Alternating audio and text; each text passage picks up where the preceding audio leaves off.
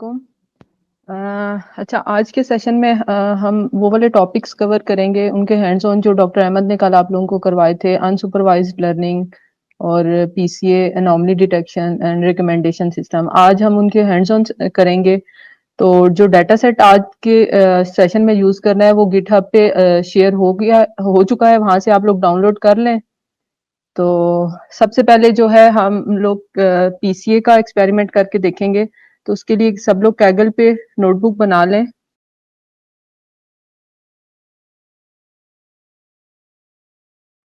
PCA का आप लोगों ने कल का सेशन लिया है तो उसमें सर ने बताया होगा कि पीसीए जो होता है बेसिकली वो यूज होता है डाटा को कंप्रेस करने के लिए। अगर आपके पास एक डाटा उसकी बहुत ज्यादा डायमेंशन हैं या बहुत ज्यादा उसके फीचर्स हैं, तो अगर हमने उस डाटा को कंप्रेस करना है तो उसके लिए हम पीसीए यूज कर सकते हैं। तो पीसीए का के लिए मैं जो है built in data set use करूंगी जो कि एसके लर्न की क्लास में अवेलेबल है।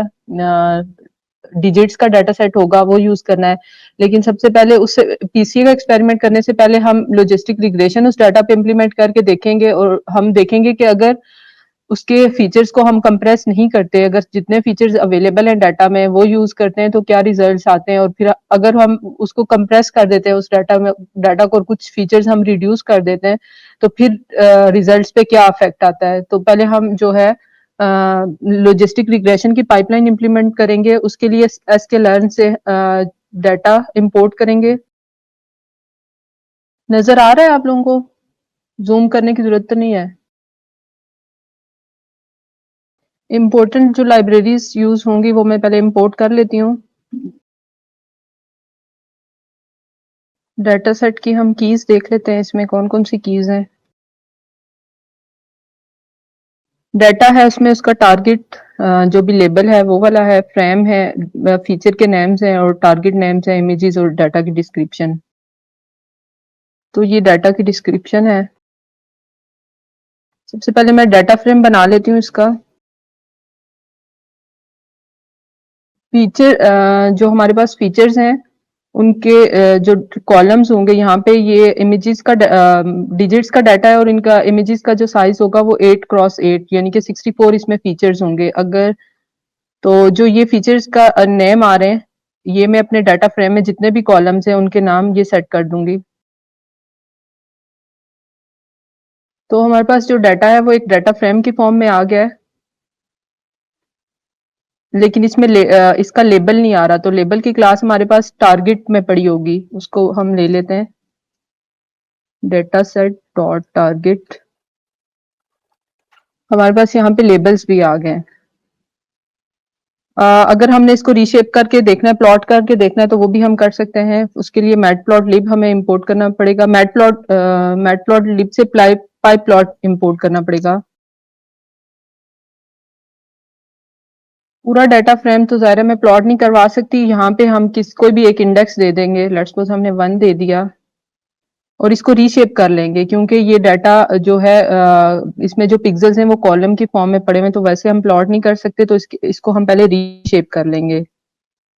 रीशेप करने के लिए रो तो हमारे पास एक ही होगी, लेकिन कॉलम्स जितने अवेलेबल हैं वो सारे लेने, तो -1 कर देते हैं। अगर हमें नहीं पता तो -1 अगर कर दें तो जितने भी कॉलम्स होते हैं उसको खुद ब खुद पिक कर लेता है। Reshape, data reshape. इसमें की एरर आ रहा है, something is missing. Plot think so values आएगा। किसी ने प्लॉट करके देखा है? किसी के पास हुआ है प्लॉट?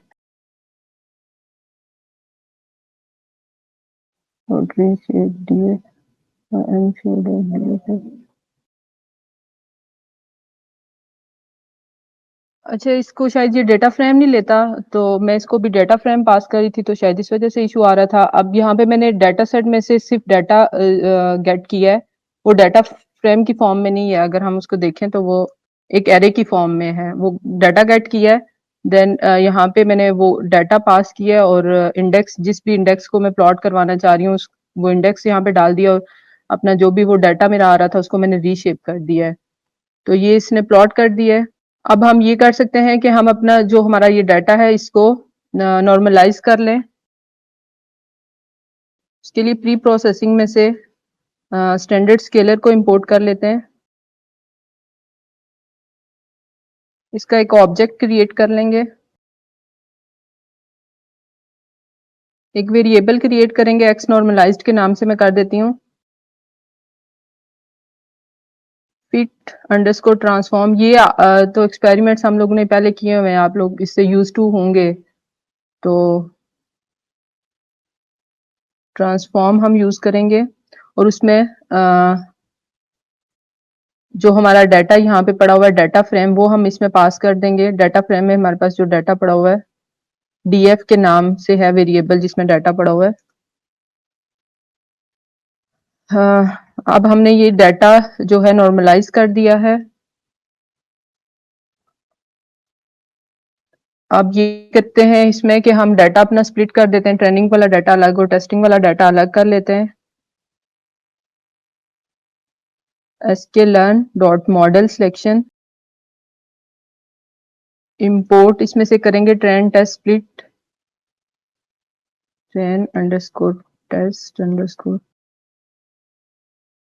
Train test split. जो हमारा ये क्लास है, इसमें हम अपना जो हमारा एक्स नॉर्मलाइज में जो डाटा पड़ा हुआ है वो पास कर देंगे और इसके जो करस्पॉन्डिंग लेबल्स हैं जो कि हमने वाई में आई थिंक स्टोर करवाए थे, वाई वेरिएबल में स्टोर करवाएं, वो पास कर देंगे। और अब ट्रेनिंग स्प्लिट बता देंगे कि ट्रेनिंग में कितना डाटा जाना चाहिए और टेस्टिंग में कितना डाटा जाना चाहिए।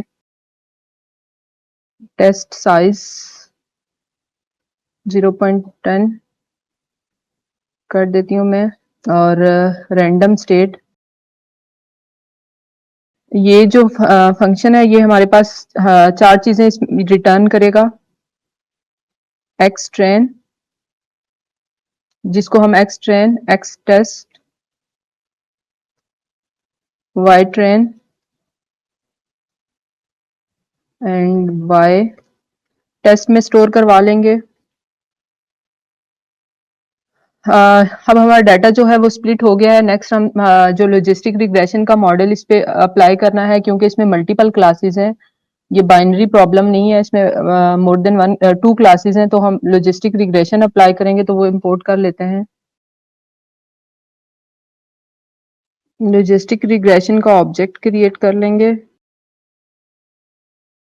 हाँ, मॉडल के नाम से कर लेती हूँ मैं। मॉडल को इसमें डाटा फिट करेंगे, एक्सट्रेंड डाटा पास करेंगे। ये सुपरवाइज्ड प्रॉब्लम है तो इसमें जो इस एक्सट्रेंड डाटा पास करेंगे उसके लेबल्स भी देने पड़ेंगे हमें यहाँ पे। तो उसको हमने किसमें, एक्सट्रेन, इसके लेबल्स पड़े हुए वाई ट्रेन में। हाँ, ये मॉडल हमने यहाँ पे ट्रेन कर लिया है। अब हम मॉडल को अनसीन डाटा पे टेस्ट भी कर लेते हैं। अगर हमने इस तरह भी हम इसकी एक्यूरेसी अगर हमने फाइंड करनी है या जो भी हमने इसका मेजर निकालना है वो उसके लिए हमें जो भी इंपोर्ट करनी पड़ेंगी वो जो भी फंक्शंस हैं या जो भी मेजर्स हैं उनको इंपोर्ट करना पड़ेगा। डायरेक्ट भी हम निकाल सकते हैं। डायरेक्ट अगर हमने इसका स्कोर निकालना हो तो हम ऐसे निकाल सकते हैं कि मॉडल और इसका जो भी करस्पॉन्डिंग इसके लेबल्स पड़े हुए हैं वाई टेस्ट में। तो वो इस ये जो फंक्शन है स्कोर का, इसके बैकएंड पे जो पूरा प्रोसेस है वो ये है कि आपके मॉडल का जो आउटपुट आता है और जो सेकंड आप आर्गुमेंट पास करते हैं जो कि एक्चुअल लेबल्स होते हैं उनके साथ वो स्कोर उसका निकाल लेता है। तो अभी हमारे पास इस मॉडल की जो लॉजिस्टिक रिग्रेशन हमने अप्लाई किया है 96% स्कोर आया है कंप्लीट डाटा पे, जिसमें हम कंप्लीट फीचर्स यूज कर रहे हैं। तो अब हमने ये देखना है कि अगर हम पीसीए से कुछ फीचर्स को रिड्यूस कर देते हैं, अपने डाटा को कंप्रेस कर देते हैं, तो देन हमारे जो मॉडल है उसके क्या रिजल्ट्स आते हैं। पीसीए के लिए अभी हम ओरिजिनल जो डाटा है वो वही स्टोर करेंगे। नॉर्मलाइज हमें यहाँ पे नहीं कर रहे इसको भी फिलहाल। ओरिजिनल डाटा किसमें पड़ा हुआ था, एक्स वेरिएबल में हमारे पास जो डाटा पड़ा हुआ है ओरिजिनल डाटा, हम उसी को फिलहाल यूज करें। नॉर्मलाइज डाटा यहाँ पे यूज नहीं करें। पीसीए को यूज करने के लिए जो है इसको इंपोर्ट करना पड़ेगा sklearn में से ही। sklearn डीकम्पोजिशन के नाम से है, लाइब्रेरी है। इसमें से हम पीसीए को इंपोर्ट कर लेंगे, पीसीए का ऑब्जेक्ट क्रिएट कर लेंगे। इसमें हम देख लेते हैं पीसीए में हम क्या-क्या पास कर सकते हैं। नंबर ऑफ कंपोनेंट्स पास कर सकते हैं इसमें, और इसमें काफ़ी सारे और भी जो हैं इसके हाइपर पैरामीटर्स हैं। आप इसको एक्सप्लोर कर सकते हैं। जो फ़िलहाल हमारे लिए सबसे इम्पोर्टेंट चीज़ है वो नंबर ऑफ कंपोनेंट्स हैं कि हमने कितने फीचर्स निकालने हैं। पहले मैं इसमें अगर हमने नंबर ऑफ कंपोनेंट्स में 2 कर देती हूँ। डाटा को स्प्लिट कर देते हैं, और स्प्लिट जैसे हमने लॉजिस्टिक में किया था उसी रैंडम स्टेट के साथ करेंगे, ताकि जो वहां पे जो डाटा ट्रेनिंग में गया था वो पीसीए के साथ भी वही डाटा ट्रेनिंग में जाना चाहिए, तभी फेयर कंपैरिजन हो सकेगा। अब हम लॉजिस्टिक रिग्रेशन को सिर्फ ये दो जो पीसीए से अब हमने दो कंपोनेंट्स लिए हैं सिर्फ वो पास करेंगे। यहाँ पे हम डाटा की शेप भी देख सकते हैं कि अब डाटा की शेप क्या है। यहाँ हम क्या करेंगे, पीसीए को डाटा जो पीसीए का हमने ऑब्जेक्ट बनाया है उसको सारा डाटा जो है वो हम पास करेंगे। अब ये जो हमारे पास डाटा आ रहा है ट्रांसफॉर्म होने के बाद पीसीए से जो डाटा गुजर के हमारे पास आया उसका हम देख लेते हैं, उसकी शेप चेक कर लेते हैं कि इसकी शेप क्या है। तो अब पहले इसमें टोटल नंबर ऑफ जो फीचर्स थे वो 64 थे, लेकिन पीसीए में हमने उस नंबर ऑफ कंपोनेंट्स 2 कर दिया है, तो बाकी सिर्फ उसने दो फीचर्स लिए हैं, बाकी फीचर्स उसने डिस्कार्ड कर दिए हैं। अगेन से हम अपना मॉडल इसमें ट्रेन करेंगे। टेस्ट डाटा पे मॉडल का स्कोर हम निकाल लेते हैं कि टेस्ट डाटा पे मॉडल ने क्या परफॉर्म किया है। तो ओरिजिनल जब हमने सारे फीचर्स उसको लॉजिस्टिक रिग्रेशन को इनपुट किए थे तो उसका स्कोर 96% था, लेकिन जब हमने पीसीए के थ्रू जो है सिर्फ दो फीचर्स उसको पास किए हैं, बाकी 62 फीचर्स हमने डिस्कार्ड कर दिए हैं, तो स्कोर्स पे काफी ज्यादा फर्क पड़ा है। अब स्कोर हमारे पास 58% आ गए हैं, जो कि बहुत कम है। एक और तरीका भी होता है, अगर हम पीसीए को खुद से ना बताएं कि इतने कंपोनेंट्स लो, नंबर ऑफ कंपोनेंट्स लो, इतने फीचर लो, इतने डिस्कार्ड कर दो, अगर हम उसको परसेंटेज बता देते हैं तो वो खुद ही इम्पोर्टेंट जो जितने इम्पोर्टेंट फीचर्स होते हैं उनको पिक कर लेता है। वो भी हम करके देख लेते हैं। अगर मैं यहाँ पे 95% उसको दे देती हूँ स्कोर, तो वो ये करेगा कि जितने इम्पोर्टेंट कंपोनेंट्स पिक करेगा वो अपनी मर्जी से, जो उसको लग रहा है कि ये इम्पोर्टेंट है, और इतना डाटा पिक करेगा कि जिसमें 95% वेरिएंस होगी। दोबारा से वही प्रोसेस करते हैं, डाटा को ट्रांसफॉर्म करते हैं, डाटा को फिर स्प्लिट भी कर लेते हैं। ट्रांसफॉर्म होने के बाद हम डाटा की शेप देख लेते हैं कि ओरिजिनल में तो 64 थे नंबर ऑफ फीचर्स, तो ट्रांसफॉर्म होने के बाद कितने हैं अब। तो अब उसने 64 से 29 फीचर्स कर दिए, बाकी जो फीचर्स थे वो उसने डिस्कार्ड कर दिए हैं। पहले हमने खुद से सिलेक्ट किए हुए थे 2, जिसपे मॉडल का जो स्कोर था वो बहुत ही खराब आया था। अब हम इस पे भी चेक कर लेते हैं कि इस पे मॉडल के क्या रिजल्ट्स आते हैं। लॉजिस्टिक रिग्रेशन का ऑब्जेक्ट क्रिएट कर लेंगे, देन मॉडल को हम ट्रेन कर लेंगे। उसके लिए यहाँ पे हम ट्रेनिंग डाटा पास करेंगे, और उसके करस्पॉन्डिंग जो उसके लेबल्स हैं वो भी पास कर देंगे, क्योंकि ये सुपरवाइज्ड प्रॉब्लम है। मॉडल ट्रेन होने के बाद हम टेस्ट डाटा पे मॉडल का स्कोर देख लेते हैं। तो इसमें हम देख सकते हैं कि इसमें हमारे मॉडल के रिजल्ट्स जो हैं 96% आए हैं, जो कि लॉजिस्टिक रिग्रेशन जिसमें हमने कंप्लीट फीचर्स यूज किए थे उस जितना ही है। अब इस उसमें अभी तो हमारे पास डाटा इतना ज्यादा नहीं है, और ना ही नंबर ऑफ फीचर्स बहुत ज्यादा है, तो हमें लग रहा है कि ये तो काम जल्दी जल्दी हो जाता है, फीचर्स रिमूव करने से भी कोई इतना फर्क नहीं पड़ा। लेकिन इन केस हमारे पास डाटा बहुत बड़ा है, बहुत ज्यादा डायमेंशन है, फीचर्स बहुत ज्यादा है, तो सारे फीचर्स उसमें इम्पोर्टेंट नहीं है, तो हम खुद से तो नहीं हम सिलेक्ट कर सकते कि ये फीचर हम कर लेते हैं, ये फीचर हम रहने देते हैं। तो उसके लिए हम पीसीए यूज कर सकते हैं। जैसे जहां पे हमने कंप्लीट फीचर्स यूज किए वहां पे भी हमारा जो स्कोर आया था मॉडल का वो 96% आया था, लेकिन अब जो है हमने पीसीए के थ्रू फीचर्स रिड्यूस कर दिए। वहां पे हमारे नंबर ऑफ फीचर 64 थे, लेकिन जब हमने इस केस में रिड्यूस किए तो हमारे नंबर ऑफ फीचर्स 29 हो गए, लेकिन फिर भी मॉडल की जो प्रिडिक्शन है, स्कोर्स हैं, उस पर फर्क नहीं पड़ा। तो जहां पे आपके पास डाटा के बहुत ज्यादा डायमेंशंस हैं, तो सारे फीचर्स उसमें इंपॉर्टेंट नहीं है, तो आप पीसी अप्लाई करके डायमेंशन को रिड्यूस कर सकते हैं, डाटा को कंप्रेस कर सकते हैं। यहाँ तक किसी का कोई क्वेश्चन? अभी आज के सेशन में जो हमने काम करना है, एक तो पीसीए वाला करना था जो कि हम कर चुके हैं। इसके अलावा जो है नॉर्मली डिटेक्शन के मेथड्स जो भी हैं वो देखने हैं। जैसे आप बॉक्स प्लॉट के थ्रू अनोमली डिटेक्ट कर सकते हैं। डिस्ट्रीब्यूशन, नॉर्मल जो डिस्ट्रीब्यूशन होती है गॉसियन डिस्ट्रीब्यूशन, उसके थ्रू अनोमली डिटेक्ट कर सकते हैं। और इसके अलावा जी स्कोर होता है, जी स्कोर के थ्रू भी डिटेक्ट कर सकते हैं कि डाटा में अनोमली है या नहीं है। तो वो चीज़ हमने देखनी है। उसके बाद हम लोगों ने अनसुपरवाइज्ड लर्निंग के एल्गोरिदम्स देखने हैं जो आप लोगों ने कल के सेशन में कवर किए थे, के मीन्स और हायरार्किकल क्लस्टरिंग, वो भी देखनी है। और रिकमेंडेशन सिस्टम्स देखने हैं कि किस तरह वो वर्क करते हैं। तो आज का हमारा काम थोड़ा ज़्यादा था, इस वजह से मुझे लगा कि शायद हम अगर यहाँ बैठ के प्रैक्टिकल करेंगे तो थोड़ा मुश्किल हो जाएगा, इसलिए मैंने नोटबुक्स पहले से बना दी हैं। तो वो मैं आपको एक्सप्लेन कर देती हूँ ताकि हमारा जो है सारा आज के जितने भी टॉपिक्स हैं वो कवर हो जाएं। तो इसके बाद हम पहले अनोमली डिटेक्शन देख लेते हैं, फिर हम अनसुपरवाइज्ड लर्निंग की तरफ जाएंगे और एंड पे रिकमेंडेशन सिस्टम की तरफ आएंगे। एनॉमली हमारे पास क्या होता है? हमारे पास जो है कुछ डाटा है और कुछ कुछ हट के उसमें कोई डाटा पॉइंट्स आ जाते हैं जो बाकी डाटा की डिस्ट्रीब्यूशन से थोड़े डिफरेंट होते हैं। जैसे कि यहाँ पे हमारे पास जो है दिखाया हुआ भी है कि कुछ डाटा पॉइंट्स हैं हमारे पास इस तरह आ रहे हैं, और लेकिन एक हट के एक डाटा पॉइंट आ रहा है, तो ये हमारे पास आउटलायर है या एनॉमली है हमारे पास। तो एनॉमली को डिटेक्ट करने के लिए सबसे पहले हम तो इस बॉक्स प्लॉट के थ्रू देख लेंगे कि एनॉमली को कैसे देखते हैं।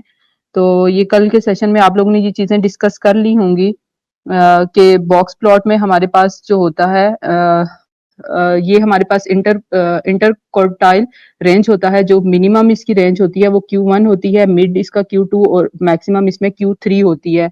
ये इस मिनिमम रेंज से जो नीचे पॉइंट्स आते हैं या इस मैक्सिमम रेंज से जो ऊपर पॉइंट्स जाते हैं वो अनोमली होते हैं। जो इसके बीच-बीच में होते हैं वो हमारा नॉर्मल डाटा होता है। तो इसके लिए जो अनोमली डिटेक्शन के लिए हम लोग डाटा सेट यूज करेंगे वो चरण मॉडलिंग का डाटा सेट है। तो अभी सब आप लोग अपने पास अपलोड कर लें। जब आप लोगों के पास डाटा अपलोड हो जाए तो मुझे बता दीजिएगा। डाटा अपलोड करने के बाद जो इम्पोर्टेंट इसमें लाइब्रेरीज हैं जो इस वाली नोटबुक में यूज होंगी उसको इंपोर्ट कर लें। जैसे कि अगर हमने डाटा को प्लॉट करवाना है तो मैटप्लॉटलिब यूज होगी, और सीबॉर्न भी यहाँ पे मैं इंपोर्ट कर रही हूँ क्योंकि हम उसको भी यूज करेंगे। आप लोग साथ साथ इम्प्लीमेंट करेंगे या जस्ट एक्सप्लेन में करती जाऊं? उसके अलावा नमपाई को हम इंपोर्ट करेंगे एज एनपी, पांडास को भी इंपोर्ट करेंगे।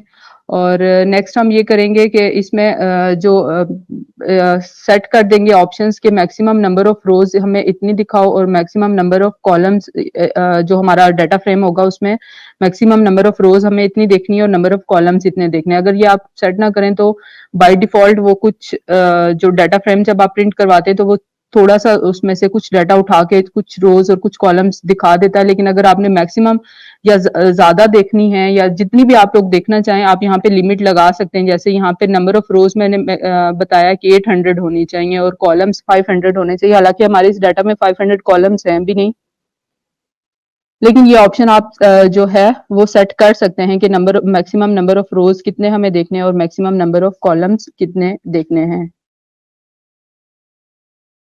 सबसे पहले तो मैं पांडास के रीड सीएसवी फंक्शन के थ्रू जो है अपना डाटा लोड करूंगी। उसके लिए यहाँ पे मैं डाटा का पाथ दे दूंगी। आप अपने पास आपका जो भी पाथ बन रहा है आप वो यहाँ पे पाथ दे दें, साथ साथ इसको रन करते जाते हैं। डाटा लोड करने के बाद मैंने उसमें df डॉट हेड कर दिया, यानी कि जो फर्स्ट 5 रोज हैं और वो मुझे शो हो जाएंगे इसमें। अगर हम डाटा को देख लें तो इसमें जो है हमारे पास जो फीचर्स हैं वो कितने हैं। अगर मैं इसकी शेप प्रिंट करवा लेती हूँ, हमारे पास जो फीचर्स हैं वो 14 है। और इसमें जो हमारे पास लेबल क्लास है ये सुपरवाइज्ड प्रॉब्लम है। इसमें लेबल गिवन है तो एग्जिटेड के नाम से है वो वाला कॉलम जो है जो हमारा लेबल्ड, और ये बाइनरी प्रॉब्लम है 0 और 1 इसमें वैल्यूज हैं। यहाँ पे मैंने कॉलम्स का डिफाइन कर दिया है कि इनपुट टारगेट जो क्लास है वो उस कॉलम का नाम एग्जिटेड है। जो है इसमें से कस्टमर आईडी में ड्रॉप कर रही हूँ क्योंकि वो हमारे लिए उस तरह भी यूजफुल नहीं होगी इस काम में। और कैटेगोरिकल जो इसमें कॉलम्स है उस उनकी लिस्ट मैंने यहाँ पे डिफाइन कर दी है कि ये वाले कॉलम्स जो हैं वो कैटेगोरिकल हैं, और जो कॉलम्स जिनकी डाटा टाइप न्यूमेरिक है वो भी मैंने डिफाइन कर दिए हैं अलग से कि ये कॉलम्स जो हैं वो न्यूमेरिक हैं। जो जिनकी डाटा टाइप न्यूमेरिक है तो हम आउटलायर्स उन्हीं पे देखेंगे। तो ये मैंने अलग अलग यहाँ पे डिफाइन कर दिए लिस्ट में। हाँ, अभी सबसे पहले बॉक्स प्लॉट में यहाँ पे प्लॉट करवा के देखूंगी जितने भी कॉलम्स न्यूमेरिक कॉलम्स हैं डाटा में उन सबके। तो उसके लिए फॉर की लूप लगाऊंगी। फॉर की लूप में यहाँ पे जो हमारा डाटा फ्रेम है उसमें से वो वन बाय वन जितने भी कॉलम्स हैं उनको पिक करेगा। अगर कॉलम जो है जो उसने पिक किया वो कॉलम एग्जिस्ट कर रहा है न्यूमेरिक कॉलम की लिस्ट में तो वो उसको प्लॉट कर देगा। अगर वो नहीं कर रहा उसमें एग्जिस्ट नहीं कर रहा तो ये उसको रन नहीं करेगा, उसको प्लॉट नहीं करवाएगा।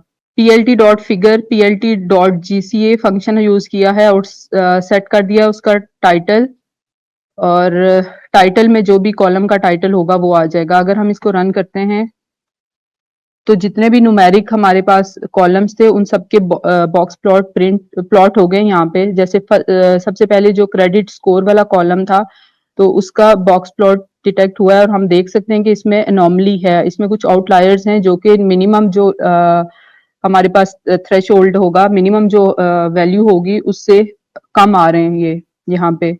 एज के अगर एज के कॉलम में देखें तो उसमें भी आउटलायर्स हैं लेकिन मैक्सिमम जो लिमिट है उससे ऊपर जा रहे हैं वो। टेन्योर में हमारे पास कोई आउटलायर नहीं है। बैलेंस में भी हमें कोई आउटलायर यहाँ पे नजर नहीं आ रहा। नंबर ऑफ प्रोडक्ट में आई थिंक ये आउटलायर ही है, ये इसमें आउटलायर है। एस्टिमेटेड सैलरी में कोई भी आउटलायर नहीं है। ये तो हमें मतलब हमें देख के हम बता सकते हैं कि यहाँ आउटलायर्स हैं या नहीं है। और इसके अलावा नेक्स्ट मैंने ये किया है कि अब मैंने हमारे पास ये बाइनरी प्रॉब्लम है, 0 और 1 की फॉर्म में है। तो अलग अलग से कि 0 वाली क्लास में कितने अनोमलीज आ रही हैं और 1 वाली क्लास में कितनी अनोमलीज आ रही हैं वो अलग अलग भी हम देख सकते हैं प्लॉट करवा के लिए। उसके लिए यहाँ पे मैंने plt डॉट सब प्लॉट दिया का फंक्शन लिया और उसमें फिगर का साइज बता दिया, जो भी फिगर का साइज रखना है। यहाँ मैंने cbond यूज किया है बॉक्स प्लॉट को प्लॉट करने के लिए। सबसे पहले डाटा फ्रेम आ जाएगा, उसकी विड्थ क्या रखनी है, एक्सिस क्या होने हैं, साइज क्या होना है, फिलर जो है उसका, और कॉलम कौन सा है जिसको आपने कॉलम का नाम बता देना है, टाइटल जिसका आप प्लॉट करवाना चाह रहे हैं, और आपकी जो लेबल क्लास होगी जो भी होगी, अभी हमारे इस केस में एग्जिटेड है तो वो आप लेबल क्लास यहाँ पे बता देंगे। एक्सिस पे हमारे पास लेबल क्लास आ जाएगी 0 और 1, और वाई एक्सिस पे हमारे पास जो भी कॉलम हम ले रहे हैं, अभी इस केस में हम क्रेडिट स्कोर ले रहे हैं तो उसके वैल्यूज आ जाएंगी जब हम इसको रन करेंगे।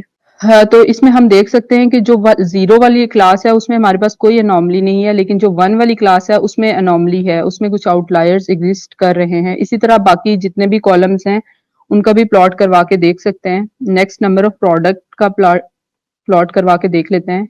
तो इसमें भी 0 वाली जो क्लास है उसमें कोई अनोमली नहीं है, लेकिन जहाँ पे लेबल 1 है जो 1 वाली क्लास में है उसमें अनोमली एग्जिस्ट कर रही है।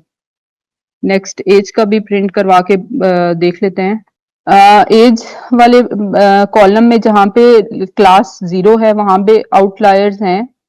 मैक्सिमम जो हमारे पास लिमिट है उससे ऊपर कुछ वैल्यूज आउटलायर्स आ रहे हैं, और जो क्लास 1 है उसमें आउटलायर्स हैं। मिनिमम वैल्यू से भी जो हमारा लोअर बाउंड है उससे भी कम है कुछ वैल्यूज जो कि आउटलायर में जा रही हैं, और जो हमारा अपर बाउंड है उससे भी ऊपर कुछ वैल्यूज हैं जो कि अनोमली में जा रही हैं। तो इसमें दोनों क्लासेस में अनोमली आ रही है। अब हमने अनोमली डिटेक्ट करनी है। अनोमली डिटेक्ट करने के लिए हम जो है इसमें कैसे करेंगे, उसमें कुछ स्टेप्स हैं। सबसे पहले तो हम अपने डाटा को ऑर्डर फॉर्म में कर लेंगे, असेंडिंग ऑर्डर में सॉर्ट कर लेंगे। उसके बाद Q1 कैलकुलेट कर लेंगे, फर्स्ट क्वार्टर फाइंड कर लेंगे, जो थर्ड क्वार्टाइल है वो भी फाइंड कर लेंगे, IQR की वैल्यू फाइंड करेंगे। उसके लिए हम Q3 में से माइनस करेंगे Q1, तो वो हमारे पास IQR की वैल्यू आ जाएगी। मिनिमम रेंज हमारे पास क्या है, लोअर बाउंड क्या है, वो फाइंड करने का जो फॉर्मूला है वो Q1 से माइनस करेंगे। IQR को 1.5 से मल्टीप्लाई करके Q1 से माइनस कर देंगे,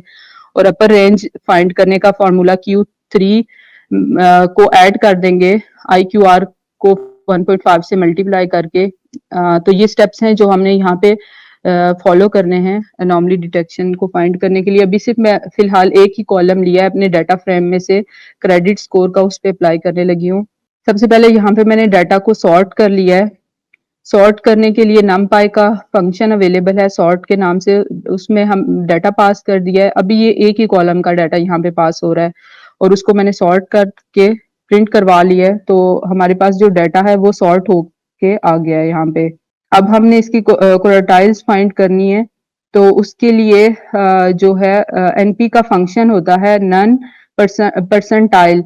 नन परसेंटाइल का जो फंक्शन होता है, इसका मकसद ये होता है कि अगर आपके डाटा में कोई नल वैल्यूज आ गई हैं तो उसको इग्नोर कर दो, उसको इग्नोर करके जो है वो फाइंड कर लो। मतलब आप अगर आपके डाटा में कुछ आ रही है नल वैल्यूज, तो आप उनको पहले कैटर भी कर सकते हैं, पहले उसको फिल कर लें या रिमूव कर दें या कुछ भी कर सकते हैं। अगर आप कुछ ऐसा नहीं कर रहे, अपने डाटा पे प्री प्रोसेसिंग नहीं कर रहे, तो आप ये वाला फंक्शन यूज कर लें और अगर उसमें नल वैल्यू है तो ये चल जाएगा, उसको इग्नोर कर देगा। आप डाटा Q1 फाइंड कर रहे हैं तो डाटा के साथ यहाँ पे 25 दे देंगे और मेथड मिड पॉइंट का लगेगा। इस फंक्शन को हम एक दफा देख भी लेते हैं कि इसमें क्या क्या और आर्ग्यूमेंट्स होते हैं। इस डाटा में जो है काफी सारे इसके हाइपर पैरामीटर्स हैं जिनको आप एक्सप्लोर कर सकते हैं, फर्दर यूज भी कर सकते हैं।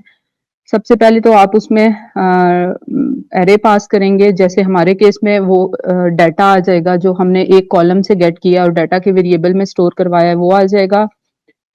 देन Q2 में आप वो परसेंटेज बता देते हैं कि आप जैसे हम Q1 फाइंड कर रहे हैं तो हमारा उसमें जो है 25 आ जाएगा और बाकी भी इसमें मेथड्स, डिफरेंट मेथड्स दिए हुए हैं और आप ये देख सकते हैं कि अभी तो हम मिड पॉइंट यूज कर रहे हैं, बाकी मेथड्स को भी आप अपने पास बाद में एक्सप्लोर कर सकते हैं कि इनसे क्या फर्क पड़ेगा। यहाँ पे हम फिर इसी तरह Q1 फाइंड करने के बाद Q2 फाइंड करेंगे। Q2 की वैसे अभी हमें जरूरत नहीं है, वो हम नहीं भी करते तो उससे कोई फर्क नहीं होगा। Q3 फाइंड कर लेंगे, उसके लिए यहाँ पे हमारे पास 25 आ जाएगा, डाटा वही पास होगा, मेथड भी वही है। इसी तरह IQR फाइंड कर लेंगे। IQR फाइंड करने के लिए Q3 माइनस Q1 आ जाएगा। IQR की वैल्यू हम प्रिंट करके देख लेंगे तो वो हमारे पास 134 आ रही है।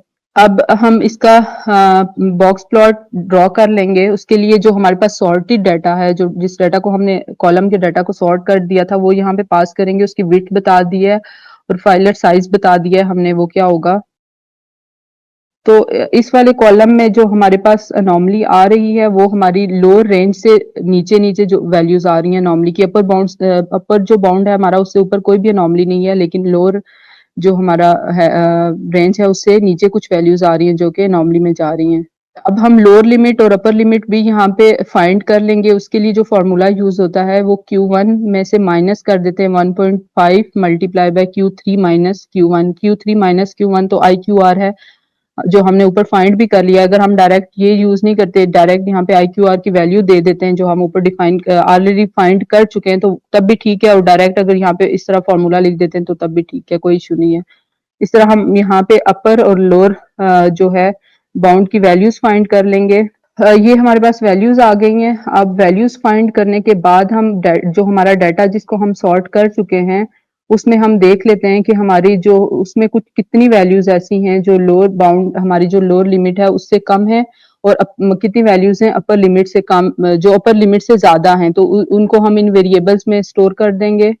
और अगर इन वेरिएबल्स को प्रिंट करवाएंगे तो जो हमारा अपर लिमिट वाला वेरिएबल है उसमें कुछ भी नहीं है, क्योंकि हमने प्लॉट करवा के भी जब देखा था तो अपर लिमिट में कोई अनोमली नहीं आ रही थी। तो अपर लिमिट हमारे पास यहाँ पे एम्प्टी है, इसमें कुछ भी नहीं है। लोअर लिमिट में हम देख लेते हैं, उसमें हमारे पास कुछ अनोमली है जो कि यहाँ पे लिस्ट में आ गई है जितनी वैल्यूज हैं। तो उसमें हमने ये देखा भी था कि इसमें लोअर जो बाउंड से नीचे नीचे कुछ वैल्यूज एग्जिस्ट कर रही हैं हमारे पास।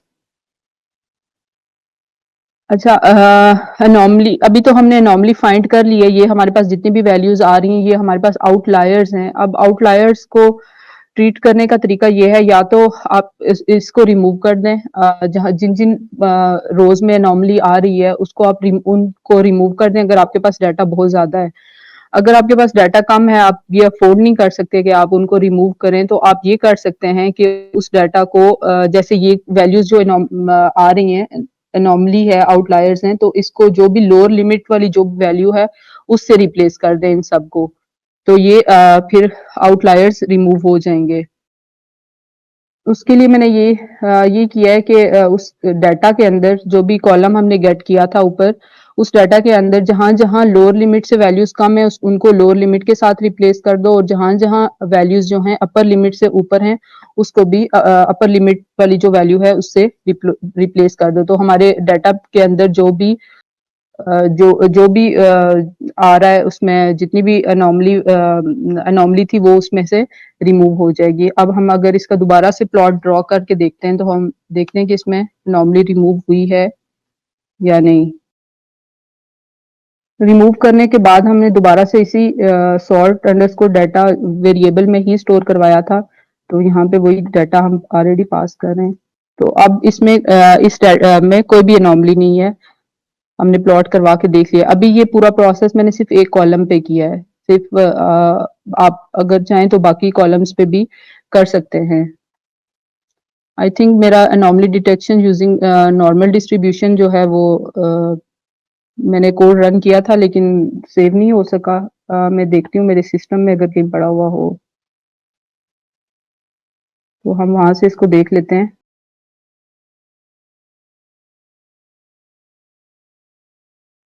यहाँ से हम साथ साथ यहाँ से कॉपी पेस्ट कर लेंगे और साथ साथ मैं आपको फिर एक्सप्लेन भी करती जाऊंगी। पहले हम जी स्कोर के साथ देख लेते हैं। जी स्कोर के साथ नॉर्मलाइज अगर अनोमली डिटेक्ट करनी हो तो उसके लिए आप जो जी स्कोर का फॉर्मूला होता है वही अप्लाई करते हैं, मीन लेते हैं और स्टैंडर्ड डेविएशन लेते हैं। इसके लिए पहले इंपॉर्टेंट लाइब्रेरीज इंपोर्ट कर लेंगे। वैसे हमने ऊपर भी इंपोर्ट की हुई है, दोबारा से हमें करने की जरूरत तो नहीं है, लेकिन दोबारा चलें कर लेते हैं। डाटा भी यहाँ पे दोबारा से रीड कर लेते हैं, लोड कर लेते हैं। डाटा का पास यहाँ पे मॉडिफाई हो जाएगा।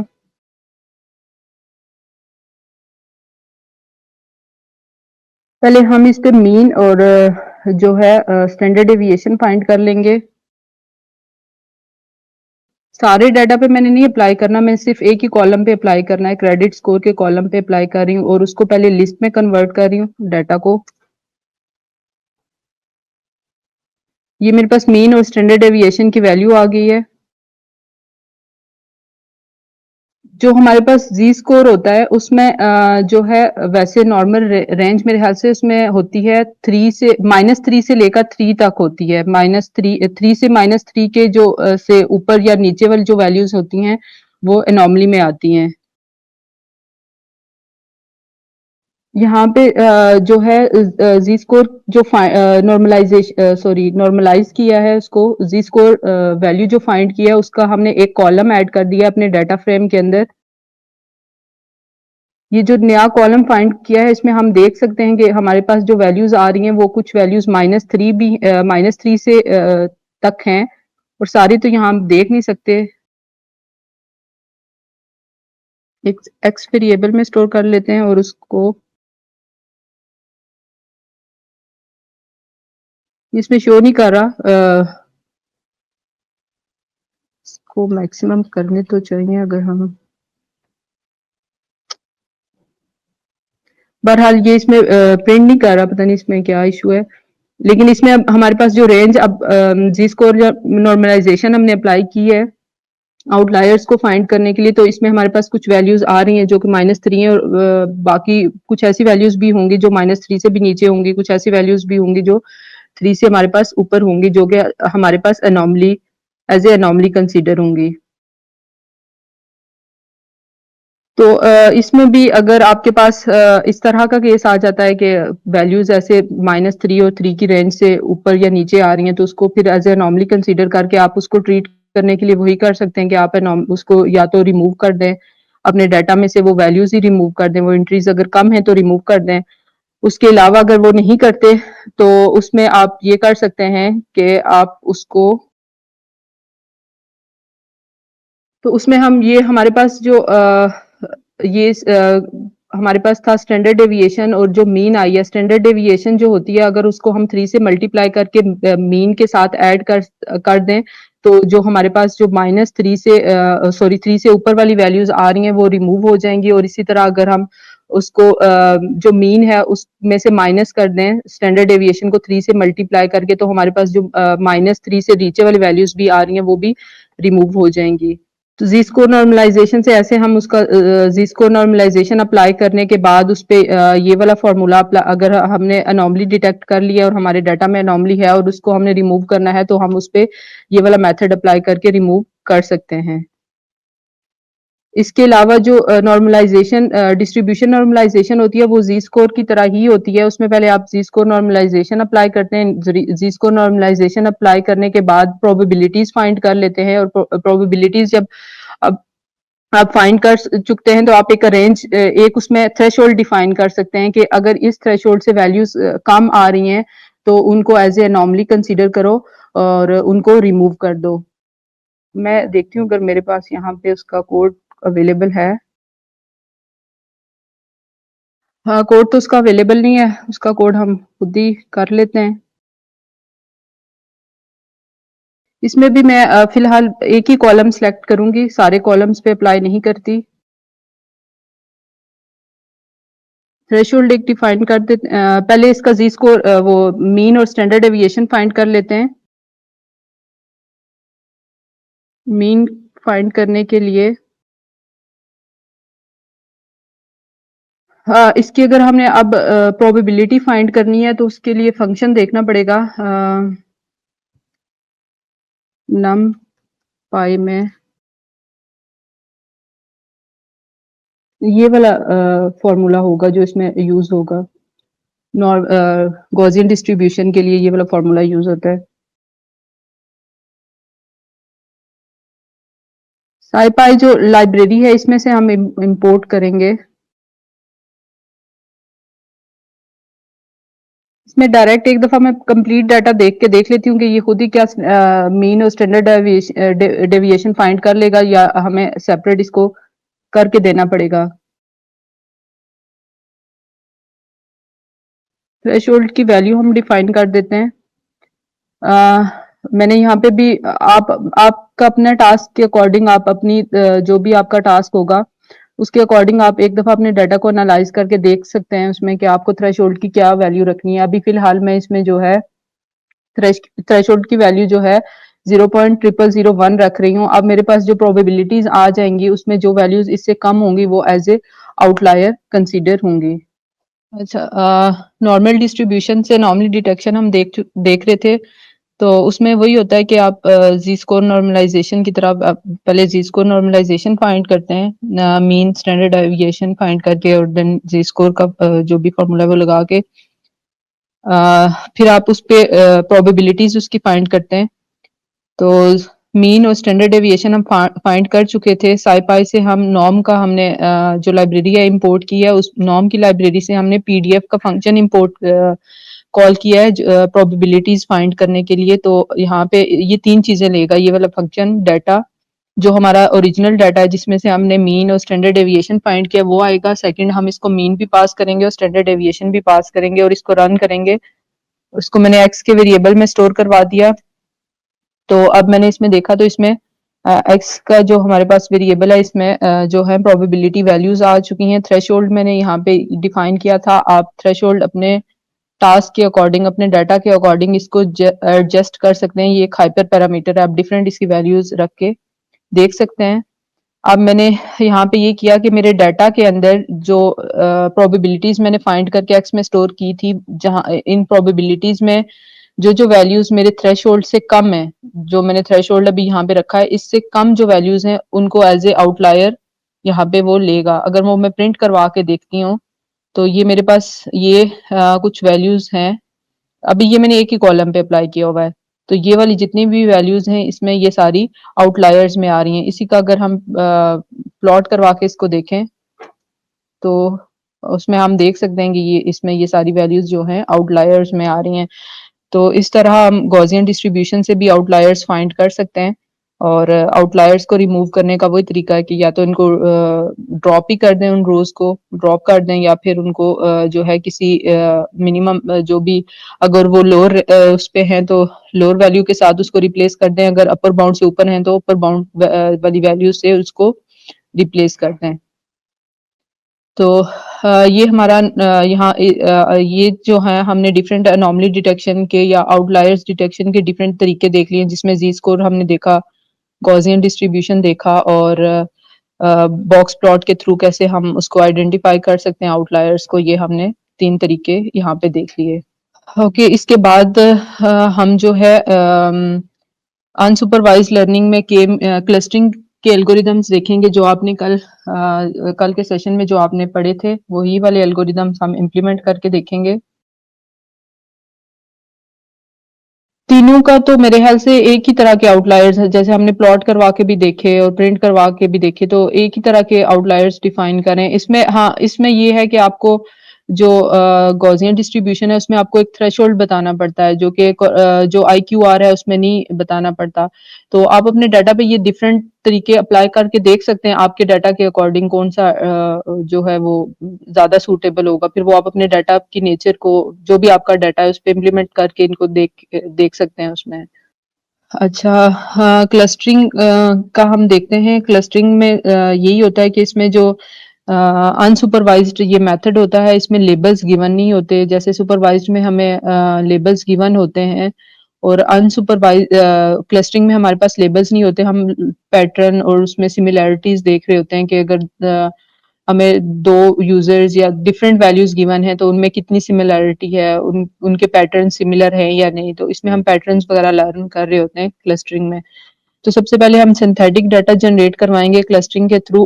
क्लस्टरिंग को इम्प्लीमेंट करने के लिए, अप्लाई करने के लिए, तो sklearn डॉट डेटासेट्स में से मैंने इंपोर्ट किया है फंक्शन मेक ब्लॉब्स। तो ये सिंथेटिक डाटा जनरेट करने के लिए हम इस को यूज़ करते हैं।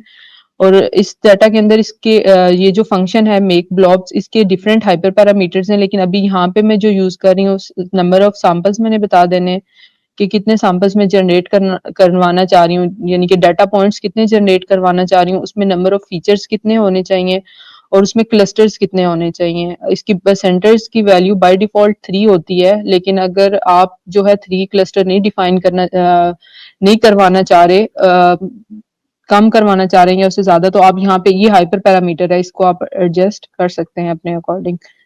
और ये जो मेक ब्लॉक का फंक्शन होता है, ये हमें 2 चीजें रिटर्न करता है। एक तो हमारे पास एक वेरिएबल में वो हमें फीचर्स रिटर्न करता है, डेटा पॉइंट और उसके करस्पॉन्डिंग जो फीचर्स होते हैं वो रिटर्न करता है, और दूसरा वो उनका लेबल रिटर्न करता है। तो यहाँ पे जो फीचर्स थे, जो डाटा पॉइंट्स, वो उनको मैंने एक्स में स्टोर करवा लिया, और वाई में उनके जो करस्पॉन्डिंग लेबल्स हैं वो स्टोर करवा लिए यहाँ पे। ये मैं यहाँ पे मैंने क्लस्टर्स बनाने, तो क्लस्टर्स मैंने बता दिया है कि जो है कौन से डाटा का कौन सा क्लस्टर होगा।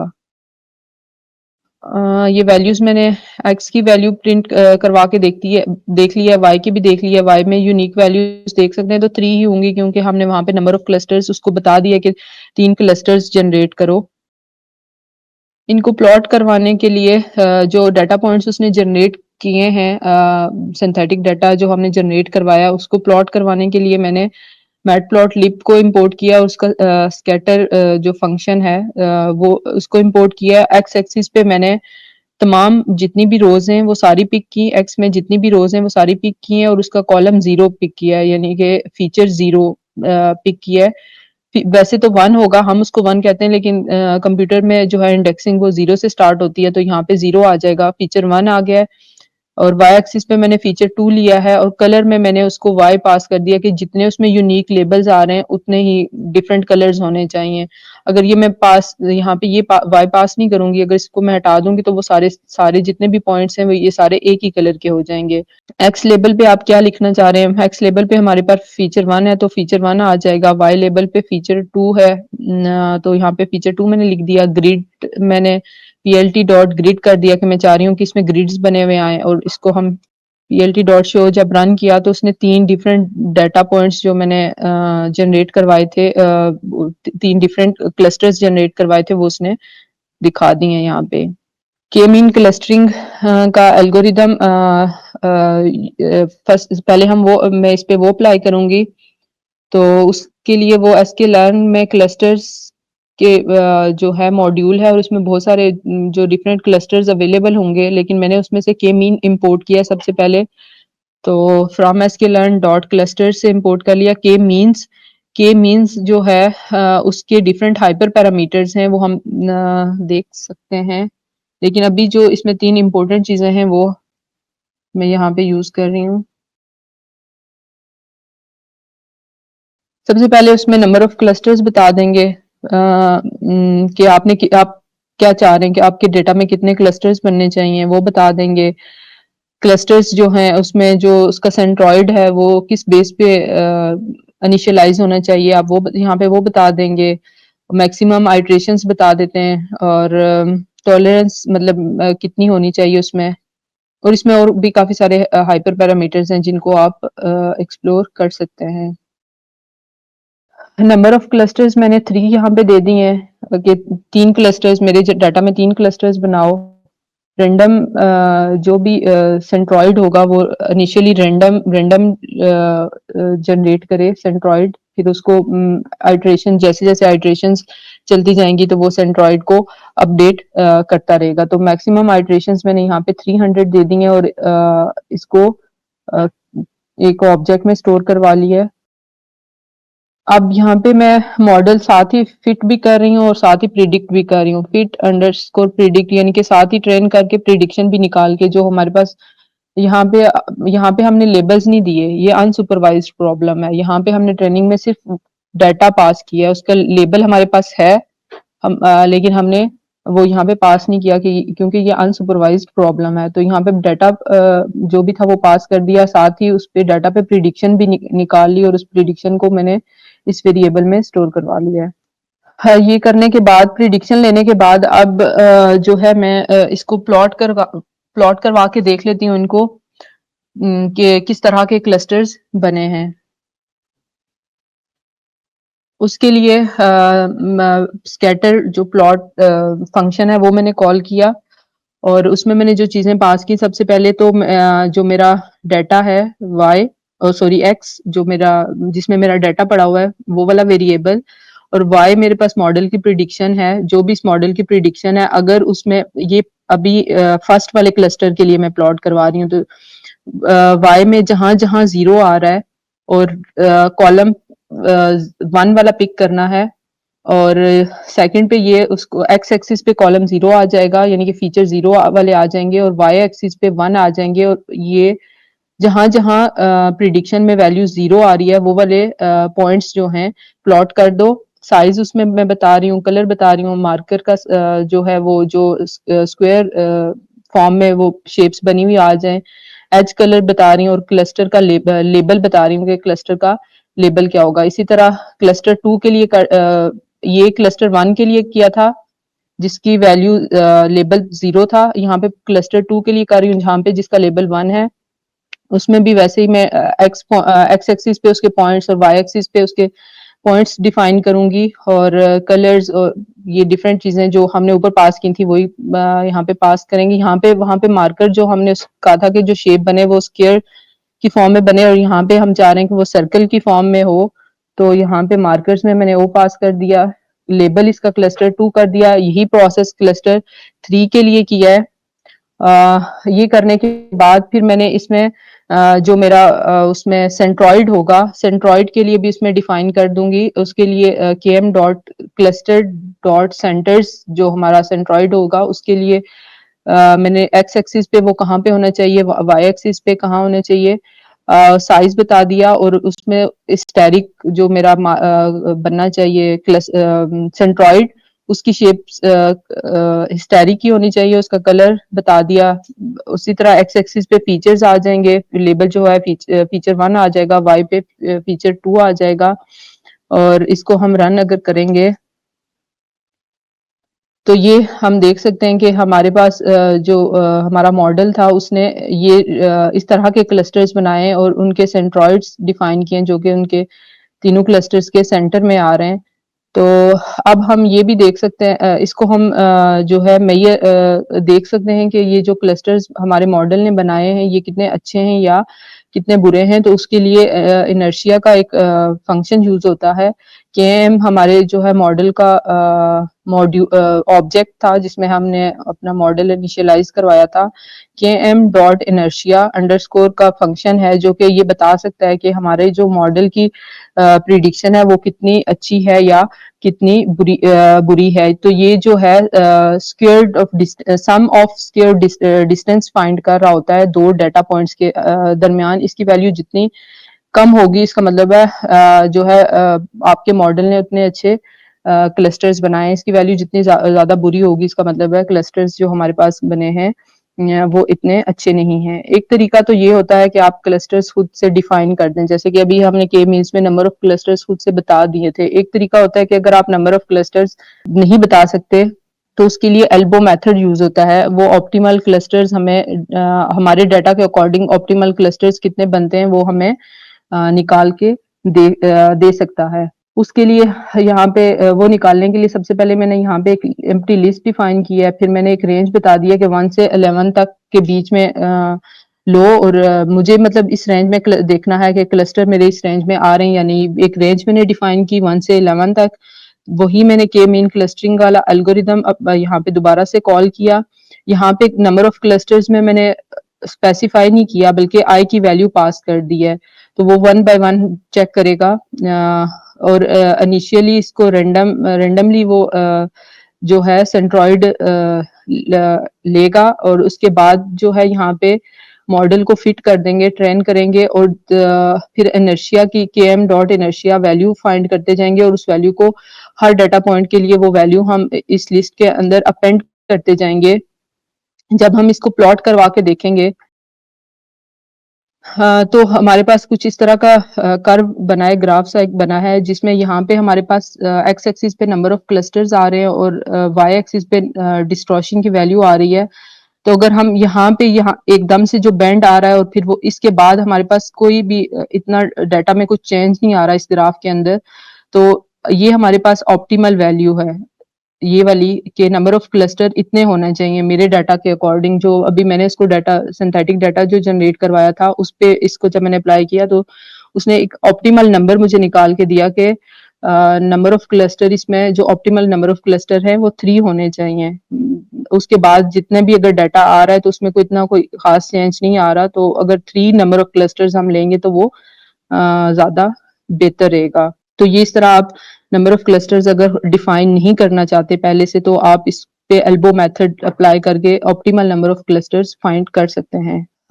नंबर ऑफ जब क्लस्टर बन जाए तो उसको हम जो है प्लॉट करवा के भी देख सकते हैं कि हमारे पास जो क्लस्टर्स बने हैं वो कितने अच्छे हैं या कितने बुरे हैं। तो उसके लिए एसके लर्न जो लाइब्रेरी है उसमें से मैट्रिसेस में से इंपोर्ट करेंगे सिलुएट ग्राफ होता है, सिलुएट सैंपल्स को हम इंपोर्ट कर लेंगे और इसी तरह दोबारा से मैं के मीन एल्गोरिदम अप्लाई कर रही हूँ और इसमें अभी मैंने बता दिया फिलहाल के नंबर ऑफ क्लस्टर्स 4 कर दो। जो मैंने डाटा जनरेट करवाया था उसमें नंबर 4 क्लस्टर्स बनाओ। इनिशियली जो सेंट्रॉइड होगा वो रेंडमली कोई भी किसी भी जगह पे आ जाएगा। मैक्सिमम आइट्रेशंस 300 और यहाँ पे मॉडल मैं ट्रेन भी करवा रही हूँ और साथ ही उसको प्रिडिक्ट करके वेरिएबल में स्टोर करवा रही हूँ। ये जो ऊपर हमने प्रोसेस किया था अगेन वही इस पे यहाँ पे हम कर रहे हैं।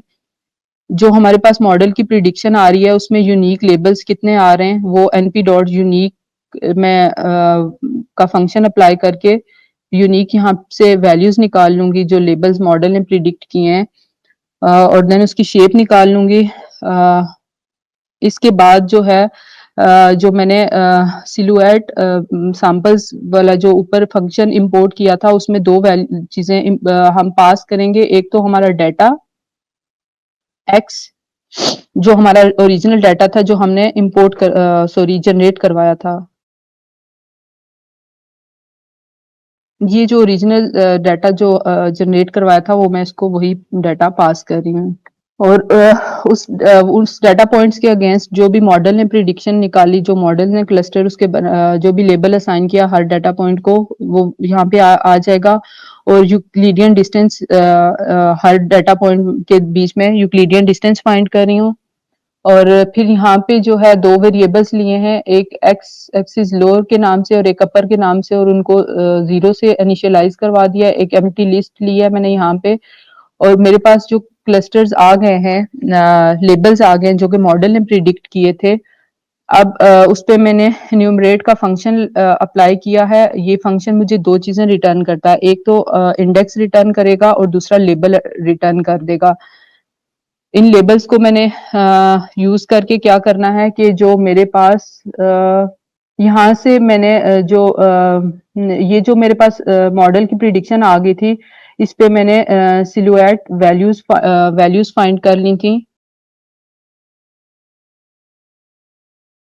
तो ये हर डाटा पॉइंट के अगेंस्ट उसने कुछ न कुछ वैल्यू कैलकुलेट की है, और वो जो है इस वेरिएबल में स्टोर कर दी है। अब वो जो उसने वो वैल्यूज़ जो स्टोर करवाई थी, उसमें मैं ये देखूँगी कि जो मेरे मॉडल की प्रिडिक्शन है, क्या उसमें जो भी मॉडल की प्रिडिक्शन आ रही है, वो इक्वल है क्लस्टर के, जो क्लस्टर यहाँ से क्लस्टर की जो वैल्यू आ रही है, उसके अगर इक्वल है, तो उसको नए एक वेरिएबल में स्टोर कर दो और उसको वैल्यूज़ को सॉर्ट करते जाओ। और देन इस वैल्यू को, जो भी ये वैल्यू आ रही है, इसको एक दूसरा जो हमने वेरिएबल यहाँ पे इनिशियलाइज करवाया था, इसमें हम डालते जाएंगे वैल्यूज को।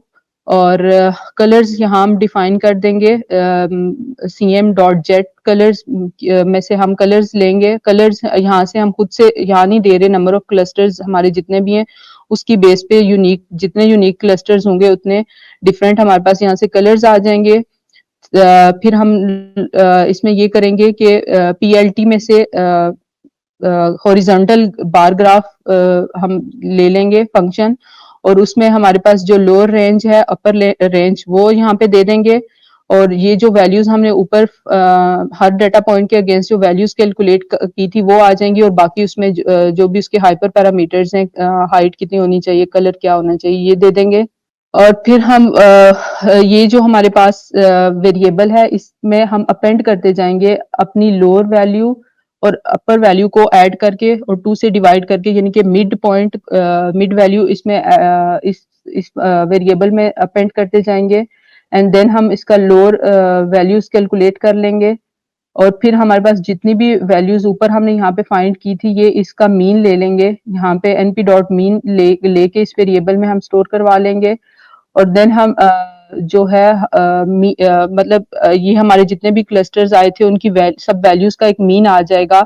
तो हम एक वर्टिकल लाइन ड्रॉ कर देंगे सारे क्लस्टर्स पे, कि इस मीन से उससे हमें ये पता चलेगा कि हमारे जो सारे क्लस्टर्स की मीन रेंज जो है, मीन उसकी परफॉर्मेंस जो है वो कितनी आ रही है, मीन की वैल्यू से हमें ये पता चलेगा। तो उस पे हम एक वर्टिकल लाइन ड्रॉ कर देंगे। तो ये जब मैंने इसको प्लॉट करवाया, तो मेरे पास 4 नंबर ऑफ क्लस्टर्स थे। तो 2 जो क्लस्टर्स हैं वो बहुत अच्छे ड्रॉ हुए हैं, क्योंकि ये मीन रेंज है, तो मीन रेंज से उनकी वैल्यूज जो हैं ऊपर जा रही हैं। तो ये 2 क्लस्टर्स अच्छे ड्रॉ हुए हैं, और ये 2 क्लस्टर्स जो हैं उसने जो है अच्छे क्लस्टर्स उसने उनको उनके डाटा पॉइंट्स को वो अच्छे से सेपरेट नहीं कर सका। इसकी वैल्यू जितनी 1 के करीब होगी, ये वाली वैल्यू इधर जितनी 1 के करीब ये क्लस्टर्स, या 1 के जितने करीब जाते जाएंगे, इसका मतलब है ये वाले क्लस्टर्स इतने अच्छे हमारे जो मॉडल ने प्रिडिक्ट किए हैं, और जिनकी वैल्यू इस रेंज से कम होगी या जितने जो 0 के करीब होंगे, इसका मतलब है उनकी प्रिडिक्शन इतनी खराब आई है। इसमें हमने नंबर ऑफ क्लस्टर्स कितने बताए थे? 4। इसी डाटा के लिए हम नंबर ऑफ क्लस्टर्स 2 देते हैं और यही सारा प्रोसेस करते हैं। अगर ये देखें, ये हमारे पास डाटा तो ये है ना हमारे पास। अगर हम इसके जैसे अभी हमने अपने डाटा के मीन्स में कहा कि इसके 4 क्लस्टर बना दो, तो देखने में भी नहीं लग रहा कि इसके पॉसिबल 4 क्लस्टर्स बन सकते हैं। तो इसी वजह से हमारे पास जो स्कोर आ रहा है, जो ग्राफ हमने प्लॉट करवा के देखा है, वो खराब आ रहा है, क्योंकि इसमें पॉसिबल 4 क्लस्टर्स तो नजर ही नहीं आ रहे। अगर हम इसमें 2 करते हैं नंबर ऑफ क्लस्टर्स, तो इसमें उसने क्या किया कि ये जो दो ये वाले क्लस्टर्स एक दूसरे के बहुत करीब थे, तो उसको उन सारे डाटा पॉइंट्स को उसने एक ही क्लस्टर में डाल दिया, और ये वाला जो है थोड़े डाटा पॉइंट्स इससे हट के थे, तो उसको उसने अलग क्लस्टर्स में डाल दिए। अब हम इसको दो क्लस्टर्स के लिए ड्रॉ करके देख लेते हैं। कोड तो इसको नहीं करना चाहिए। अगर हम दो क्लस्टर्स के लिए करते हैं तो हम देख सकते हैं कि एवरेज से ऊपर ही है, दोनों क्लस्टर की जो परफॉर्मेंस है वो एवरेज से ऊपर ही है, तो दो क्लस्टर्स पे ये मॉडल अच्छा परफॉर्म कर रहा है। के मीन क्लस्टर्स के क्लस्टरिंग के अलावा जो दूसरा मेथड आप लोगों ने कल किया था वो हायरार्किकल क्लस्टरिंग था। तो उसमें दो डिफरेंट टेक्निक्स होती हैं, एक बॉटम अप होती है और एक टॉप टू बॉटम होती है। तो सबसे पहले हम बॉटम अप वाली देख लेते हैं। तो बॉटम अप वाली के लिए यहाँ पे np.random.seeds 123 मैंने लिखा है, तो ये वही है जैसे हम रैंडम स्टेट की वैल्यू जब हम मॉडल डाटा को स्प्लिट कर रहे होते हैं तो रैंडम स्टेट की वैल्यू हम फिक्स कर देते हैं। तो इसमें भी यही है कि रैंडम सीड्स 123 रख दिया है, इसको मैं जितनी दफा भी रन करूंगी अगर मेरी रैंडम सीड्स की वैल्यू यही रहेगी तो हमेशा वो एक जैसे ही डाटा पॉइंट्स जनरेट करेगा। मैंने एक वेरिएबल लिया जो कि वेरिएबल के नाम से लिया, उसमें लिस्ट एक स्टोर करवा दी है जिसमें एक्स वाई जी वैल्यूज पड़ी हुई हैं, और इसी तरह लेबल्स लिए जो डिफरेंट मैंने ID0 ID1 ID2 3 4 के नाम से लेबल्स ले लिए, और रेंडमली यहाँ पे मैंने एक मैट्रिक्स जनरेट करवाया है 5x3 का, यानी कि 5 उसमें रोज हैं और 3 उसमें कॉलम्स होंगे, और 10 से मल्टीप्लाई कर दिया है कि वो जो वैल्यूज जनरेट हो रही हैं वो 0 और 1 की रेंज में जनरेट हो रही है जनरेट हो रही है, तो उसको मल्टीपल ऑफ 10 बना दिया है 10 से मल्टीप्लाई करके, और उस मैट्रिक्स को मैंने यहाँ पे एक्स में स्टोर कर दिया। फिर मैंने ये किया कि उसको एक डाटा फ्रेम बना दिया। अगर हम इसको डाटा फ्रेम नहीं बनाते तो वो कुछ इस तरह से वैल्यूज आ जाएंगी। तो हमने इसको एक डाटा फ्रेम में कर दिया, उसके लिए पीडी डॉट डाटा फ्रेम का फंक्शन यूज किया, जो एक्स हमने जो पॉइंट्स जनरेट करवाए थे वो पास किए, एंड देन कॉलम में हमने उसको वेरिएबल्स जो हमने खुद से डिफाइन किए थे एक्स वाई जी, वो वेरिएबल्स पास कर दिए कि कॉलम्स के जो नेम होंगे वो ये होंगे, और इंडेक्स हमारे पास लेबल्स आ जाएंगे। लेबल्स में हमारे पास क्या पड़ा हुआ है, ये लेबल्स पड़े हुए हैं, तो इंडेक्स पे ये आ जाएंगे। तो इस तरह का हमारे पास जो हमारा डाटा फ्रेम है कुछ इस तरह का है। हायरार्किकल क्लस्टरिंग में आप लोगों ने कल दो तीन मेथड्स पढ़े थे। सिंगल मेथड है, एक कंप्लीट मेथड था, लिंक करने का मेथड एक सिंगल था, एक कंप्लीट था, और एक एवरेज शायद लिंक मेथड था। तो वो वाले मेथड्स हम इसमें यूज करेंगे, लेकिन वो मेथड यूज करने से पहले जो है डिस्टेंस कंप्यूट करना है, हर रो का दूसरी रो के साथ डिस्टेंस कंप्यूट करना है। तो उसके लिए मैंने साइपाई के अंदर से स्पेशल डिस्टेंस में से इंपोर्ट कर दिया, DIST के नाम से एक लाइब्रेरी मॉड्यूल इंपोर्ट किया, और स्क्वायर फॉर्म भी एक मॉड्यूल है, उसको भी मैंने इंपोर्ट कर लिया। यहाँ पे मैं ये करूंगी कि जो मेरा डाटा है डीएफ में, अभी मैंने जो डाटा फ्रेम बनाया उसको मैंने डीएफ वेरिएबल में स्टोर कर दिया। मैट्रिक यूक्लिडियन डिस्टेंस उनका कंप्यूट करना है, और पेयर डिस्टेंस, ये जो शॉर्ट फॉर्म है पेयर वाइज डिस्टेंस की, यानी कि हर रो का डिस्टेंस आपने फाइंड करना है दूसरी रो के साथ, और उसके ऊपर हम स्क्वायर फॉर्म कर देंगे, यानी कि जितनी नंबर ऑफ हमारे पास लेबल्स हैं उतने नंबर ऑफ कॉलम्स आ जाएंगे, और कॉलम्स में हमारे पास लेबल्स आ जाएंगे। पहले कॉलम्स में एक्स वाई जी आ रहा था, अब हमारे पास कॉलम में लेबल्स आ जाएंगे और इंडेक्स पे लेबल्स ही रहेंगे। जब हम इसको रो डिस्ट के नाम से एक वेरिएबल में स्टोर किया और इसको रन करेंगे तो हमारे पास एक नया डेटा फ्रेम आ गया है, जिसमें यहाँ पे हमारे पास कॉलम्स में भी जो लेबल्स थे वो आ रहे हैं। अब उसने हर जैसे ये जो है हमारे पास DI0 का DI0 के साथ डिस्टेंस क्या है 0 है। मतलब डिस्टेंस की वैल्यू जितनी मिनिमम होगी इसका मतलब है वो दोनों पॉइंट्स इतने ही एक दूसरे के करीब है। डिस्टेंस की वैल्यू जितनी बढ़ती जाएगी इसका मतलब है वो दो जो पॉइंट्स हैं वो एक दूसरे से बहुत दूर हैं। तो अभी जब इसका डिस्टेंस कंप्यूट किया है di0 का di0 के साथ, तो वो 0 ही हुआ है डिस्टेंस, क्योंकि इन दोनों में डेटा पॉइंट्स में कोई डिफरेंस नहीं है, ना ही कोई इनमें डिस्टेंस है, तो वो 0 आ गया। इसी तरह di0 का 1 के साथ कंप्यूट किया और d2 के साथ, d3, d4, इसी तरह d1 का बारी-बारी सबके साथ कंप्यूट किया और इस तरह हमारे पास ये हर पॉइंट का दूसरे पॉइंट के साथ डिस्टेंस आ जाएगा। ये डिस्टेंस कंप्यूट करने के बाद अब हमने इसका जो है वो क्लस्टर्स बनाने हैं कि कौन से डाटा पॉइंट्स कौन से क्लस्टर में जाएंगे। तो उसके लिए जो है SciPy में से इंपोर्ट किया मैंने क्लस्टर, उसमें से हायरार्की और इंपोर्ट किया लिंकेज। जो आप लोगों ने कल डिफरेंट मेथड्स पढ़े थे लिंकेज के, सिंपल मेथड था एक और एक था एवरेज और एक कंप्लीट मेथड्स था। डिफरेंट 3 मेथड्स आप लोगों ने पढ़े थे। तो वो मेथड अभी यहाँ पे हम यूज करेंगे। लिंकेज का जो ये फंक्शन है, हम उसमें अपना ओरिजिनल डाटा ऐसा भी कर सकते हैं कि ओरिजिनल डाटा फ्रेम जो भी है आप वो दे के उस पे क्लस्टर्स बना लें, या ये भी कर सकते हैं कि उस पे पेयर वाइज डिस्टेंस कंप्यूट कर लें, हर पॉइंट का दूसरे के साथ डिस्टेंस कंप्यूट करके देन आप उस पे उसके क्लस्टर्स बना लें। तो ये दोनों मेथड आप कर सकते हैं। तो डाटा फ्रेम मैंने इसमें जो मेरा डाटा है ओरिजिनल जहाँ पे मेरा डाटा पड़ा हुआ है वो मैंने वेरिएबल यहाँ पे पास किया यूक्लिडियन डिस्टेंस, और फिर देन इस पे मैंने डिस्टेंस कंप्यूट कर लिया हर पॉइंट का दूसरे पॉइंट के साथ। और मेथड में मैंने बता दिया यहाँ पे कंप्लीट मेथड। आप बाकी मेथड भी अपने पास बाद में ट्राई कर सकते हैं। हाँ, और यहाँ से उसने क्लस्टर्स बना देगा और रो क्लस्टर्स के वेरिएबल में मैंने स्टोर करवा दिया। pd डॉट डाटा फ्रेम के अंदर मैंने ये रो क्लस्टर्स वाला जो वेरिएबल है वो पास किया। कॉलम्स में आ जाएगा रो, मतलब कॉलम्स यहाँ मैंने कुछ डिफाइन किए हैं जिनके आप नाम तो कुछ भी रख सकते हैं। मैंने row label 1, row label 2, distance, number of items in clusters, ये चीजें मैंने ये कॉलम्स ले लिए। फिर मैंने क्या किया कि इंडेक्स पे जाए और इंडेक्स को अपडेट करे क्लस्टर, और जो भी क्लस्टर होगा जैसे ये 0 से स्टार्ट होगा तो क्लस्टर 0+1 यानी कि क्लस्टर 1 आ जाएगा। For I in range row clusters में हमारे पास जो है क्लस्टर्स पड़े हुए थे और उसकी शेप आ जाएगी। तो ये इतनी दफा लूप हमारा रन होगा। जब हम इसको रन करेंगे तो हमारे पास कुछ इस तरह का डेटा फ्रेम बन गया। यहाँ पे 4 क्लस्टर्स इसमें बने, वो क्लस्टर्स आ गए हैं। रो लेबल 1 और रो लेबल 2 मतलब क्लस्टर 1 में कौन से पॉइंट्स जा रहे हैं। तो क्लस्टर 1 में इंडेक्स 0 पे जो पॉइंट पड़ा हुआ है और इंडेक्स 4 पे जो पॉइंट पड़ा हुआ है उनका डिस्टेंस सबसे ज्यादा कम है।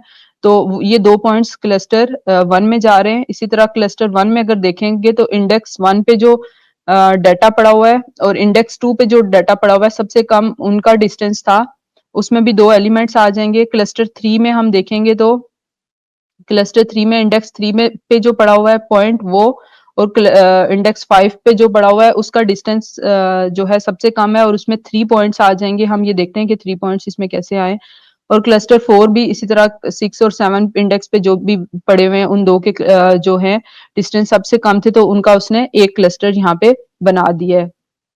इसी तरह मैं जैसे मैंने अभी ऊपर आपको बताया था, आप इसमें distance pair wise distance compute करके भी दे सकते हैं, और अगर वो नहीं देते तो आप इसमें ओरिजिनल डाटा भी पास कर सकते हैं। तो यहाँ पे ऊपर मैंने डिस्टेंस कंप्यूट किया है, यहाँ पे डिस्टेंस कंप्यूट करके पास किया है लिंकेज के फंक्शन में। यहाँ में मैंने ओरिजिनल डाटा की जो वैल्यूज हैं वो पास किए हैं। तो इसको भी मैं रन करूंगी तो इन दोनों की वैल्यूज में कोई फर्क नहीं आएगा। तो एक तरह के ही उसने क्लस्टर्स बनाए हैं। क्लस्टर्स को हम एक दफा प्लॉट करवा के देख लेते हैं। उसके लिए डेंड्रोग्राम इंपोर्ट कर लिया मैंने, और उसमें जो रो क्लस्टर्स जो यहाँ पे मेरे ऊपर क्लस्टर्स बने थे वो मैंने पास कर दिए, और लेबल्स में लेबल्स आ जाएंगे जब हम इसको रन करेंगे। तो ये मेरा पहले उसने D0 और D4 का क्लस्टर बनाया था, जैसे यहाँ हमने देखा भी था 0 और 4 का क्लस्टर उसने बना दिया था। इन दोनों का डिस्टेंस कम था सबसे, तो इन दोनों को आपस में ज्वाइन कर दिया था। D1 को का क्लस्टर D2 से बनाया और फिर D3 का क्लस्टर उसने बना दिया था। जो ये पहले एक ऑलरेडी क्लस्टर बन चुका था, फिर उसके साथ उसने उसको मर्ज करके एक क्लस्टर बना दिया। अब इसमें इस क्लस्टर में 3 एलिमेंट्स आ रहे हैं, एक D3 आ रहा है, D0 आ रहा है और D4 आ रहा है। इसी तरह फिर इस वाले क्लस्टर को और इस क्लस्टर को आपस में मर्ज करके एंड पे जो है वो एक बड़ा क्लस्टर बना देगा। ये जो मेथड हमने देखा, ये था हमारा टॉप टू बॉटम, बॉटम से टॉप था, बॉटम अप था। पहले हर डाटा पॉइंट का अलग से क्लस्टर बनाया, फिर उनको जिस जिसका डिस्टेंस कम था उनका एक एक क्लस्टर बनाते बनाते एंड पे हमारे पास एक ही क्लस्टर बन गया है। नेक्स्ट हमारे पास जो मेथड होता है, एक बॉटम अप होता है और दूसरा एक टॉप से डाउन होता है। तो उसके लिए एग्लोमरेटिव जो है वो एल्गोरिदम होता है। इसको हम इंपोर्ट करेंगे क्लस्टर्स में से, जैसे के मीन्स को इंपोर्ट किया था, इसको भी हम इंपोर्ट करेंगे और इसमें हम नंबर ऑफ क्लस्टर्स यहाँ पे बता रहे हैं कि नंबर ऑफ क्लस्टर्स जो हैं वो 3 होंगे। यूक्लिडियन डिस्टेंस और लिंकेज का मेथड हमने यहाँ पे कंप्लीट बता दिया है इसको।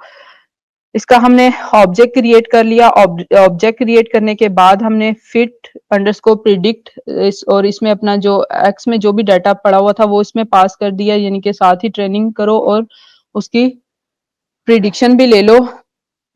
तो वो हमने लेबल्स में स्टोर कर लिया और इसको जब हमने प्रिंट किया तो हम उसने जो हमारा डाटा था उसके अगेंस्ट उसने 3 डिफरेंट क्लस्टर्स बना दिए, क्लस्टर 0, क्लस्टर 1 और 2। अभी तक तो हम सिंथेटिक डाटा जनरेट करके उस पर क्लस्टरिंग कर रहे थे। एक दफा हम आइरिस के डाटा पे भी इसको रन करके देख लेते हैं। आइरिस का डाटा sklearn में डाटा सेट्स में जो है वो अवेलेबल है।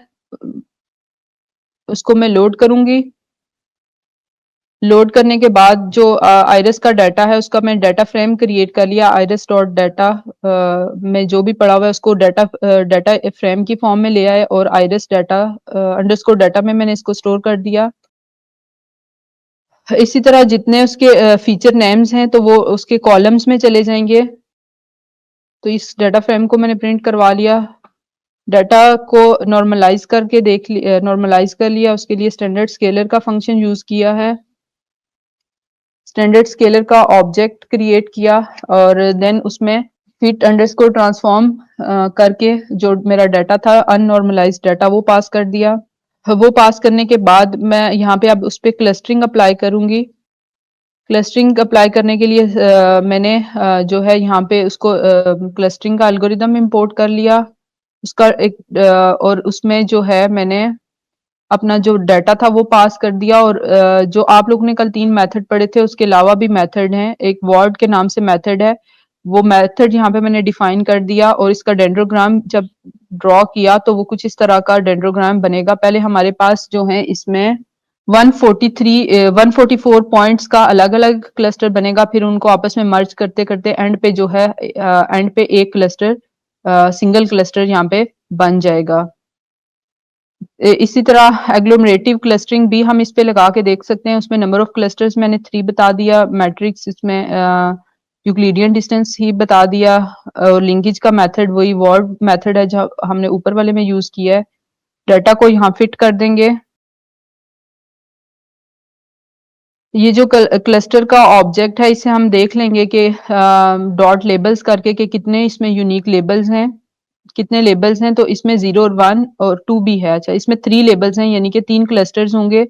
इनको हम प्लॉट करवा के देख लेंगे तो ये कुछ इस तरह के 3 डिफरेंट क्लस्टर्स बन रहे हैं। कुछ ये वाले डाटा पॉइंट एक क्लस्टर्स में जा रहे हैं, ये डाटा पॉइंट एक क्लस्टर में और ये पर्पल वाले जो हैं वो एक क्लस्टर में जा रहे हैं। तो इस तरह हम क्लस्टरिंग की डिफरेंट टेक्निक्स लगा के जो है वो डाटा के क्लस्टर्स बना सकते हैं। के बाद हमने जो नेक्स्ट टॉपिक देखना है वो रिकमेंडेशन सिस्टम देखना है। रिकमेंडेशन सिस्टम में जो है वो 2 तरह के रिकमेंडेशन सिस्टम्स होते हैं। एक होता है कंटेंट बेस्ड रिकमेंडेशन सिस्टम, मतलब यूट्यूब पे नेटफ्लिक्स पे मैंने कुछ देखा तो उस तरह की चीजें मुझे सजेशन में मेरी सजेशन में आना शुरू हो जाती हैं। यानी कि जो कंटेंट मैं देख रही हूँ, जिस कंटेंट को लाइक कर रही हूँ, कमेंट कर रही हूँ, तो वैसा ही मेरी प्रोफाइल से वो इन्फॉर्मेशन गेट की जाती है और फिर मुझे वैसा ही कंटेंट दिखना शुरू हो जाता है। तो सबसे पहले हम कंटेंट बेस्ड करके देख लेते हैं। उसके लिए मूवी डाटा सेट आप लोग अपलोड कर लें नोटबुक में। मूवीज के 2 डाटा सेट्स आप लोगों को मैंने दिए थे। एक का लिंक दे दिया था, आप लोगों ने वो डाउनलोड कर लिया है? और दूसरा एक डाटा डाउनलोड करके दे दिया था, जिसका मैंने आप लोगों को लिंक दिया था। पहले हम उस पे करके देख लेते हैं। TMDB dash movie dot Meta data के नाम से है। ये वैसे कैगल पे भी अवेलेबल है ये डाटा सेट। अगर आप लोग ने डाउनलोड नहीं किया हुआ तो डायरेक्ट कैगल से भी अपनी नोटबुक में यहाँ से ऐड इनपुट करके, तो आप यहाँ से डाटा सेट्स में जाके सर्च करके इंपोर्ट उसमें ऐड कर सकते हैं, अगर आप लोग ने डाउनलोड कर नहीं किया। ये इस नाम से पड़ा हुआ है, DMDB 5000 मूवी डाटा सेट। सबसे पहले जो है हम कुछ कर लिया आप लोगों ने डाटा ऐड अपलोड हो गया सबका डाटा। डाटा ऐड करने के बाद जो है सबसे पहले कुछ इंपॉर्टेंट लाइब्रेरीज जो हम इसमें यूज करेंगे वो लाइब्रेरीज में इंपोर्ट कर लेती हूँ। अभी यहाँ पे मैंने numpy और pandas की लाइब्रेरी इंपोर्ट की है। इसके बाद जो ये मेरा डाटा यहाँ पे पड़ा हुआ है इसका मैं पाथ दे के दोनों फाइल्स को लोड कर दूंगी। इस डाटा में हम देख सकते हैं कि इसमें काफी सारे कॉलम्स हैं। सारे शो तो नहीं हो रहे यहाँ पे। ओके, इसमें डिफरेंट कॉलम्स हैं और सारे कॉलम हमारे लिए रेलिवेंट नहीं है। जो कॉलम्स हमारे लिए रेलिवेंट होंगे सिर्फ हम वही कॉलम पिक करेंगे और उसी की बेस पे हम मॉडल ट्रेन करेंगे। जैसे इसमें कॉलम बजट है तो वो हमारे लिए इतना कोई रेलिवेंट नहीं है। जनरस हमारे लिए कॉलम जो है वो रेलिवेंट होगा। होम पेज भी हमारे लिए इतना कोई इम्पोर्टेंट नहीं है। आईडी इम्पोर्टेंट होगा, ये मूवी की आईडी होगी। इसी तरह कीवर्ड्स है, ओरिजिनल लैंग्वेज और डिफरेंट कॉलम्स हैं। हम देख लेते हैं कि हमारे लिए कौन सा कॉलम इम्पोर्टेंट है और कौन सा कॉलम हमारे लिए इम्पोर्टेंट नहीं है। एक फाइल में हमारे पास ये सारी इंफॉर्मेशन दी हुई है, दूसरी जो हमारे पास फाइल है उसमें हमारे पास मूवी की आईडी दी हुई है, टाइटल दिया हुआ है, कास्ट और क्रू। इसमें से हमारे लिए कास्ट और क्रू इम्पोर्टेंट होगा। टाइटल का तो मेरे ख्याल से हमारे पास यहाँ पे बी कॉलम है। टाइटल यहाँ पे नहीं गिवन। चलें, टाइटल भी हमारे लिए इम्पोर्टेंट है। अगर वो नहीं गिवन तो हम इसको मर्ज कर लेंगे। कहाँ पे? अच्छा, ये है ओरिजिनल टाइटल के नाम से। तो सबसे पहले हम दोनों फाइल्स को रीड कर लेंगे, लोड कर लेंगे। जो फर्स्ट वाली फाइल है जिसमें मूवीज के नाम से थी उसको मैंने मूवीज के वेरिएबल में स्टोर किया और जो क्रेडिट्स के नाम से थी उसको क्रेडिट के वेरिएबल में स्टोर करवा दिया। मूवीज डॉट हेड कर लेंगे तो 2 की है तो पहले उसने 2 मुझे रोज जो है और उसके साथ जितनी भी इंफॉर्मेशन है वो दिखा दी। शेप हम इसकी प्रिंट करवा के देख लेते हैं कि इसमें कितनी जो है नंबर ऑफ रोज हैं, कितने सैंपल्स हैं और कितने कॉलम्स हैं। तो अभी इस केस में 4803 जो है वो नंबर ऑफ रोज हैं और 20 जो है नंबर ऑफ कॉलम्स हैं या फीचर्स हैं। इसी तरह क्रेडिट्स का भी हम देख लेते हैं और उसकी भी शेप प्रिंट करवा के देख लेते हैं। इन दोनों की शेप जो है नंबर ऑफ रोज तो दोनों में एक जैसी हैं, यानी कि नंबर ऑफ सैंपल्स तो एक जैसे हैं लेकिन कॉलम्स दोनों में डिफरेंट हैं। उसमें हमारे पास ज्यादा इंफॉर्मेशन है, इसमें हमारे पास 4 कॉलम्स अवेलेबल है। अब हम इन दोनों को मर्ज कर लेंगे। मर्ज करने के लिए जो है मर्ज का फंक्शन यूज होता है। मूवीज को मर्ज करेंगे, मूवीज पे मर्ज करेंगे हम। जो क्रेडिट का जो हमारे पास डाटा है उसको ऑन टाइटल, दोनों में टाइटल देखेगा और टाइटल की बेस पे जो है मर्ज करके एक नया डाटा फ्रेम बना देंगे जिसको हम मूवीज में ही स्टोर करवा रहे हैं। पहले मूवीज की जो शेप थी वो थी उसमें नंबर ऑफ कॉलम्स 20 आ रहे थे। अब हम इसकी शेप प्रिंट करवा के दोबारा से देख लेते हैं कि क्या इसमें वो जो 3 एक्स्ट्रा कॉलम्स थे वो मर्ज हुए हैं या नहीं। तो वो इसमें मर्ज हो गए हैं। अब इसकी शेप जो है 23 हो गई है। हम इसको प्लॉट करवा के प्रिंट करवा के भी देख सकते हैं। ये इसने ये एंड पे कॉलम्स 3 कॉलम्स ऐड किए हैं। अच्छा, हाँ, इसमें बहुत सारे कॉलम्स हैं तो वो सारे कॉलम्स तो हमारे काम के नहीं है। जो हमारे लिए कॉलम्स इंपॉर्टेंट होंगे जिनको हमने आगे यूज करना है वो हम कॉलम्स निकाल के रख लेते हैं, बाकी कॉलम्स को हम डिस्कार्ड कर लेते हैं। जैसे ये कॉलम्स हमने मूवी आईडी, टाइटल, ओवरव्यू, मतलब पूरा मूवी के बारे में ओवरव्यू होगा, जेनरस, कीवर्ड्स, कास्ट होगी, उसके क्रू, ये हमारे लिए इम्पोर्टेंट है, तो हमने इन इन कॉलम्स को रख लिया है, बाकी जो है उनको डिस्कार्ड कर दिया है। अब हम देखेंगे तो अब हमारे इसमें से जो एक्स्ट्रा कॉलम्स हैं वो रिमूव हो चुके हैं हमारे इस डाटा में से। शेप इसकी प्रिंट करवा लेंगे।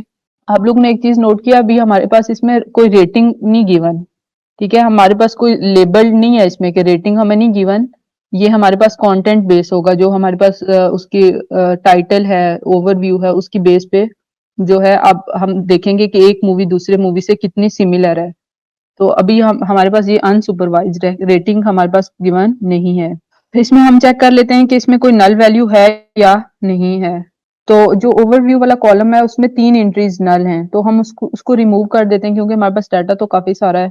तो उनको हमने ड्रॉप कर दिया। ड्रॉप करने के बाद दोबारा से चेक कर लेंगे इज नल डॉट सम का फंक्शन। तो उसमें अब जो है कोई भी सारी एंट्रीज इसमें अब 0 आ रही हैं, यानी कि इसमें कोई भी नल वैल्यू नहीं है। अब उसमें देख लेते हैं कि उसमें क्या कोई डुप्लीकेट्स भी हैं, तो डुप्लीकेट्स इसमें नहीं है। डुप्लीकेट्स चेक करने के लिए डुप्लीकेटेड का फंक्शन यूज होता है और फिर सम अप्लाई कर देंगे, अगर होते ज्यादा तो वो टोटल काउंट करके हमें बता देता कि कितने हैं। अब हमारे पास जो डाटा आ रहा है, जैसे ये है जेनरस का, कीवर्ड्स, कास्ट और क्रू, ये जो हमारे पास डाटा आ रहा है ये लिस्ट है। लिस्ट के अंदर डिक्शनरी है, डिफरेंट उसके अंदर ऑब्जेक्ट्स हैं, जैसे कि अभी मैंने जो है मूवीज के आई लॉग फंक्शन लगा के एक इंडेक्स से जेनरस के कॉलम की इंफॉर्मेशन जब पिक की है, तो मैंने ये देखा कि ये लिस्ट है और इसके अंदर डिफरेंट डिक्शनरीज हैं और इस ये लिस्ट भी स्ट्रिंग में जा रही है। अगर आप देखें कि इसमें ये कोटेशन यहाँ पे जो आ रही है तो ये इसको स्ट्रिंग बना रही है। तो इस चीज को हमने हैंडल करना है। इसको हैंडल करने के लिए हमने एक हेल्पिंग फंक्शन यहाँ पे बना लिया है। ये AST को इंपोर्ट किया, ये क्या करेगा, कन्वर्ट करेगा जो भी आपकी STR है, स्ट्रिंग जो है उसको लिस्ट में कन्वर्ट कर देगा। अभी हमारे पास जो ये STR आ रही है और इसके अंदर जो ऑब्जेक्ट्स डिफरेंट डिक्शनरीज आ रही हैं, तो उसको हमने लिस्ट के फॉर्म में लेके आना है। तो उसके लिए एक फंक्शन मैंने बनाया जिसमें टेक्स्ट पास होगा मेरा और एक एम्प्टी लिस्ट उसमें मैंने डिफाइन कर दी और फॉर की लूप लगाई है। लेटरल वैल्यू का फंक्शन जो है सॉरी eval का फंक्शन जो है वो गेट किया, उसमें टेक्स्ट को पास करेंगे जो उसको कन्वर्ट करेगा स्ट्रिंग से लिस्ट में, और फिर हम जो भी वैल्यू आ जाएगी उसको जो हमारे पास एम्प्टी स्ट्रिंग थी उसमें अपेंड करते जाएंगे। और ये कौन से अब अगर हमने इसको प्रिंट करवा के देखा तो इसमें दो डिफरेंट इंफॉर्मेशन आ रही है, एक आईडी आ रही है और एक नेम। आईडी से हमारा कंसर्न नहीं है, वो हमारे लिए इतनी इम्पोर्टेंट नहीं है। जो चीज इसमें हमारे लिए इम्पोर्टेंट है वो नेम है, कि वो मूवी है किस तरह की, तो वो चीज हमारे लिए इम्पोर्टेंट है। अभी हमने सिर्फ नेम उसमें से गेट करना है, नेम वाली इंफॉर्मेशन गेट करनी है। तो ये जो है मूवी का जो डाटा फ्रेम है उसमें जेनरस के कॉलम पे आपने डॉट अप्लाई करके ये जो फंक्शन ऊपर हमने डिफाइन किया था वो यहाँ पे पास कर देना है और उसको दोबारा से जो है उसी डाटा फ्रेम में अपडेट कर देना है। दूसरा नया डाटा फ्रेम हमें बनाने की जरूरत नहीं है। तो अब हम देखेंगे कि जो इसमें हमारे पास वैल्यूज आ रही हैं पहले किस तरह आ रही थी। एक स्ट्रिंग थी और उसके अंदर लिस्ट थी और लिस्ट के अंदर जो थी वो डिक्शनरी थी, तो उसमें आईडी और नेम आ रहा था, तो हमने सिर्फ नेम इसमें से गेट कर लिया है और उसको लिस्ट की फॉर्म में कन्वर्ट कर दिया। अब ये स्ट्रिंग नहीं रहा। प्रिंट करवा के अगर हम देखते हैं इसको, तो अब हमारे पास डाटा इस तरह आ रहा है इस कॉलम के अंदर।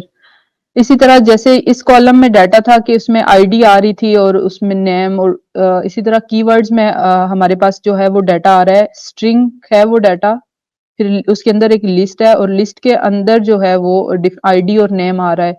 तो इसको भी हमने जो है लिस्ट में कन्वर्ट करना है, तो वही फंक्शन इस जो है कॉलम पे भी अप्लाई करेंगे। तो उसके बाद मैंने अप्लाई करने के बाद जब इसको प्रिंट करवा के देखा, तो वो मेरा जो डाटा था वो अब स्ट्रिंग की फॉर्म में नहीं रहा। अब ये भी मेरे पास एक लिस्ट आ रही है और उसमें से जो मेरे लिए मीनिंगफुल चीज थी वो उसमें से मैंने गेट कर ली है, आईडी मेरे लिए मीनिंगफुल नहीं थी। कास्ट पे भी अप्लाई करेंगे। इसी तरह कास्ट का एक दफा रॉ डाटा किस तरह आ रहा है वो हम देख के इसमें देख लेते हैं। इसमें तो काफी सारी इंफॉर्मेशन है, लेकिन हम सारी जो करेक्टर यहाँ पे जो हमारे लिए चीज एक तो कास्ट आईडी है और करेक्टर है, जो करेक्टर का नाम होगा और जो उसका ओरिजिनल नेम होगा। अभी यहाँ पे हम ओरिजिनल नेम गेट करते हैं और सिर्फ इसमें तो बहुत सारी इंफॉर्मेशन आ रही है, तो हम टॉप 3 की जो कास्ट होंगी ना सिर्फ उनका इंफॉर्मेशन गेट कर लेते हैं, बाकी इंफॉर्मेशन को यहाँ पे इग्नोर कर देते हैं। तो उसके लिए जो मैंने फंक्शन बनाया वही फंक्शन है, थोड़ा सा उसको मॉडिफाई किया है। यहाँ पे मैंने एक काउंटर का एक जो है वेरिएबल इनिशियलाइज करवा दिया 0 के साथ। अगर काउंटर की वैल्यू लेस देन 3 आती है तो तब अगर उसकी वैल्यू लेस देन 3 है तो ये वाली जो है लाइन रन होगी। अगर 3 से ग्रेटर आ जाती है तो जो है फिर ये लूप सॉरी फंक्शन रन नहीं होगा। इसको हम जो है डेटा फ्रेम के अंदर जो कास्ट का सॉरी कॉलम है उस पे अप्लाई करेंगे। यहाँ पे जो हमने नया जो फंक्शन बनाया है अप्लाई के अंदर वो पास कर देंगे। थोड़ा सा इसलिए टाइम इसने लिया क्योंकि इसमें डाटा काफी ज्यादा था। तो अब ये हम देख सकते हैं कि ये हमारे पास ये इंफॉर्मेशन भी लिस्ट की फॉर्म में आ गई है और उसमें उसने सिर्फ टॉप के 3 नेम्स ही पिक किए हैं, बाकी जो उसमें बहुत सारे नेम्स थे वो सारे डिस्कार्ड कर दिए, वो नहीं यूज किए। इसी तरह क्रू के कॉलम पे भी देख लेते हैं, उसमें भी हमारे पास डिफरेंट इंफॉर्मेशन है जो कि हमारे लिए सारी तो इम्पोर्टेंट नहीं है। यहाँ से सिर्फ हम डायरेक्टर की इंफॉर्मेशन निकालेंगे, उसका नेम गेट करेंगे। तो उसके लिए इसमें जॉब, ये जो जॉब होगा ना टाइटल इसके साथ आ रहा होगा डायरेक्टर या यहाँ पे कहीं किसी को नजर आ रहा है प्रोडक्शन है डायरेक्टर के नाम से होगा, मुझे तो भी नजर नहीं आया इसमें। अगर जॉब इक्वल इक्वल डायरेक्टर है तो उसका नाम गेट कर लो, बाकी जो भी है वो उनको हमने नहीं लेना। तो उसी फंक्शन वैसा ही फंक्शन है, हम थोड़ा उसको मॉडिफाई कर लिया है। फंक्शन का नाम जो है फेच डायरेक्टर के नाम से रख दिया और हमने जो है यहाँ ये कंडीशन लगा दी है कि इफ जॉब इक्वल इक्वल है डायरेक्टर तो उसका नाम गेट कर दो, और जब उसको ये नाम मिल जाए तो ब्रेक कर दो, फिर हमें इसको रन करने की जरूरत ही नहीं है। यहाँ हम देख सकते हैं कि अब इस कॉलम में जो है एक ही नाम आ रहा है, बाकी जो चीजें थी उसने डिस्कार्ड कर दी। अब हमारा जो डाटा है कुछ बेहतर फॉर्म में आ गया है। अब हम ये देखते हैं कि ओवरव्यू वाला हमारा जो कॉलम है उसका देख लेते हैं। एनएलपी का आइडिया है आप लोगों को? आप में से कुछ लोगों ने तो शायद पढ़ी हुई हो एनएलपी, नेचुरल लैंग्वेज प्रोसेसिंग। यहाँ से हम ओवरव्यू वाला जो फंक्शन है उसकी जब वैल्यू गेट की तो उसमें कुछ इस तरह की इंफॉर्मेशन आ रही थी और ये भी स्ट्रिंग की फॉर्म में है। ये देखें यहाँ पे ये भी स्ट्रिंग है।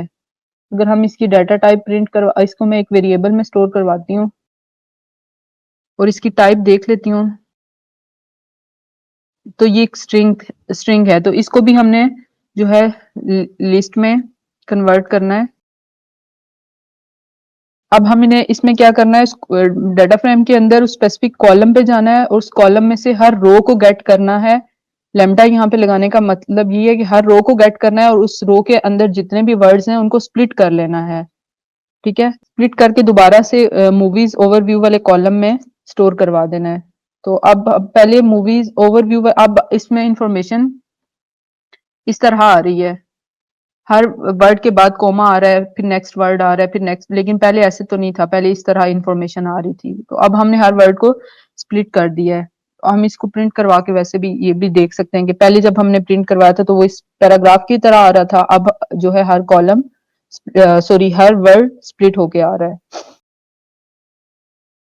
अब इसमें हमारे पास ये है कि इसमें जो वर्ड्स हैं जैसे कुछ हर वर्ड नेम हमने कुछ गेट किए हैं, तो हर नेम के बाद अगर किसी के 2 नेम है तो मतलब उसका फर्स्ट नेम है और उसका सर नेम है तो उसमें स्पेस होगी। तो सिमिलर नेम हो सकते हैं, तो उस चीज से बचने के लिए हमने यहाँ पे ये किया है कि जो जिसके फर्स्ट नेम और सेकंड नेम था उसके बीच में से स्पेसिंग खत्म करके एक ही वर्ड बना दिया। जैसे अगर हम ये देखें तो कास्ट के में पहला जो भी है करेक्टर उसका नाम, और यहाँ पे ये एक और भी है, इन दोनों के फर्स्ट नेम जो है एक जैसे हैं, तो सिस्टम को कंफ्यूजन से बचाने के लिए हम यहाँ पे जो है इनको मर्ज कर देंगे, इनके दरमियान स्पेसिंग खत्म करके इनको एज ए सिंगल वर्ड लेंगे। तो उसके लिए यहाँ पे मैंने फंक्शन बनाया स्पेस को रिमूव करने के लिए। तो जहाँ आई को मैंने यहाँ पे रिप्लेस का फंक्शन लिया और रिप्लेस के फंक्शन में जो जहां जहां स्पेस आ रही है उसको रिप्लेस उसमें से स्पेस को रिमूव कर दो।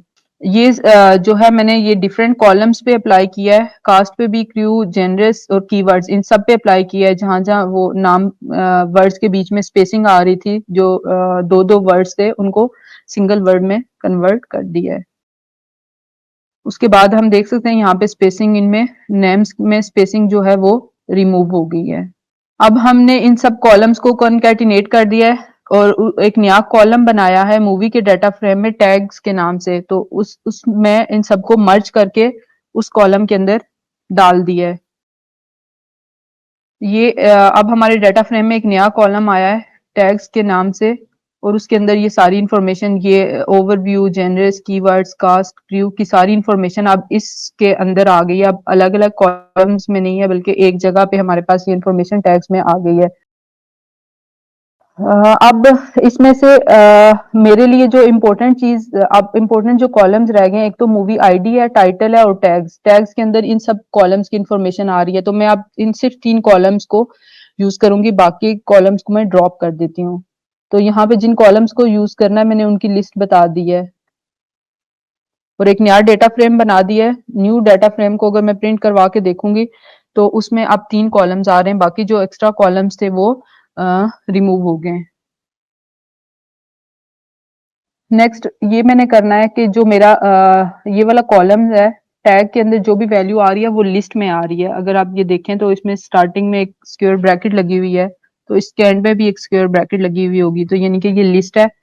तो इस लिस्ट को मैंने स्ट्रिंग में कन्वर्ट करना है। उसके लिए न्यू डाटा फ्रेम के अंदर टैग्स का कॉलम लो और उस पे लैम्डा डॉट अप्लाई और लैम्डा यानी कि हर हर जो है वो ईच वैल्यू पे अप्लाई होगा और उसको जो है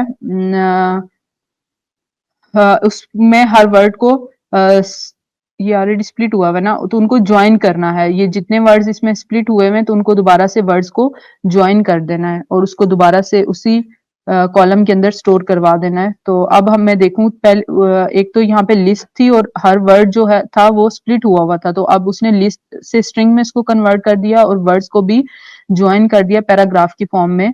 इंफॉर्मेशन मेरे पास आ गई है। अगर हम मैं इसको अलग से किसी एक इंडेक्स की वैल्यू प्रिंट करवा के देखूं तो इस तरह ये पैराग्राफ में आ रहा है और स्ट्रिंग है, इसके स्टार्ट और एंड पे कोटेशन लगी हुई है। अब इसमें एनएलपी में जो है जिन लोगों ने एनएलपी पे काम किया होगा उनको तो आइडिया होगा। एनएलपी जो है नेचुरल लैंग्वेज प्रोसेसिंग का है। उसमें आप टेक्स्ट के साथ फील्ड है और उसमें आप टेक्स्ट के साथ डील कर रहे होते हो। अब आपका अगला सेशन मेरे ख्याल से एनएलपी का ही होगा। तो उसमें डिफरेंट प्री प्रोसेसिंग के स्टेप्स होते हैं। सबसे पहले आपके पास जो डाटा आता है उसको टोकन्स में कन्वर्ट करते हैं, यानी कि स्प्लिट कर देते हैं हर वर्ड को। और देन अगर आपके पास अपर फॉर्म में तो उसको लोअर फॉर्म में कर लेते हैं सारे अपने टेक्स्ट को। उस पर स्टेमिंग अप्लाई कर देते हैं, लेमेटाइजेशन अप्लाई कर देते हैं। अगर नीड है तो करेंगे, अदरवाइज ना भी करें तो कोई मसला नहीं है। और फिर जो भी टेक्स्ट होता है उसको आप वेक्टर्स की फॉर्म में कन्वर्ट करते हो, क्योंकि कंप्यूटर तो वर्ड्स को तो अंडरस्टैंड नहीं करता ना, तो उसको न्यूमेरिक फॉर्म में कन्वर्ट करने के लिए उसके लिए हम डिफरेंट टेक्निक्स होती हैं। टीएफ आईडीएफ होती है, काउंट वेक्टराइजर होती है, एम्बेडिंग्स, डिफरेंट एम्बेडिंग्स होती हैं, कुछ डीप लर्निंग बेस्ड होती हैं, कुछ जो है मशीन लर्निंग ट्रेडिशनल होती हैं, जिसमें टीएफ आईडीएफ और काउंट वेक्टराइजर ये ट्रेडिशनल है, इतनी अच्छी टेक्निक्स नहीं है। काफी एडवांस्ड टेक्निक्स भी आ चुकी हैं। तो अभी हम उस चीज में तो नहीं जा रहे, सिर्फ हम अपने इस सेशन में काउंट वेक्टराइजर को इम्प्लीमेंट करके देखेंगे। तो बाकी आप का जो एनएलपी का सेशन होगा उसमें आप डिटेल में ये सारी चीजें पढ़ लेंगे। तो सबसे पहले मेरे पास जो इसके अंदर जो टेक्स्ट आ रहा था उसमें कुछ जो हैं कैरेक्टर्स कैपिटल में हैं, कुछ स्मॉल में हैं, तो सबको मैंने लोअर फॉर्म में कर लिया। लोअर फॉर्म में करने के लिए मैंने जो ये टैग्स वाला कॉलम था इस पे अप्लाई किया।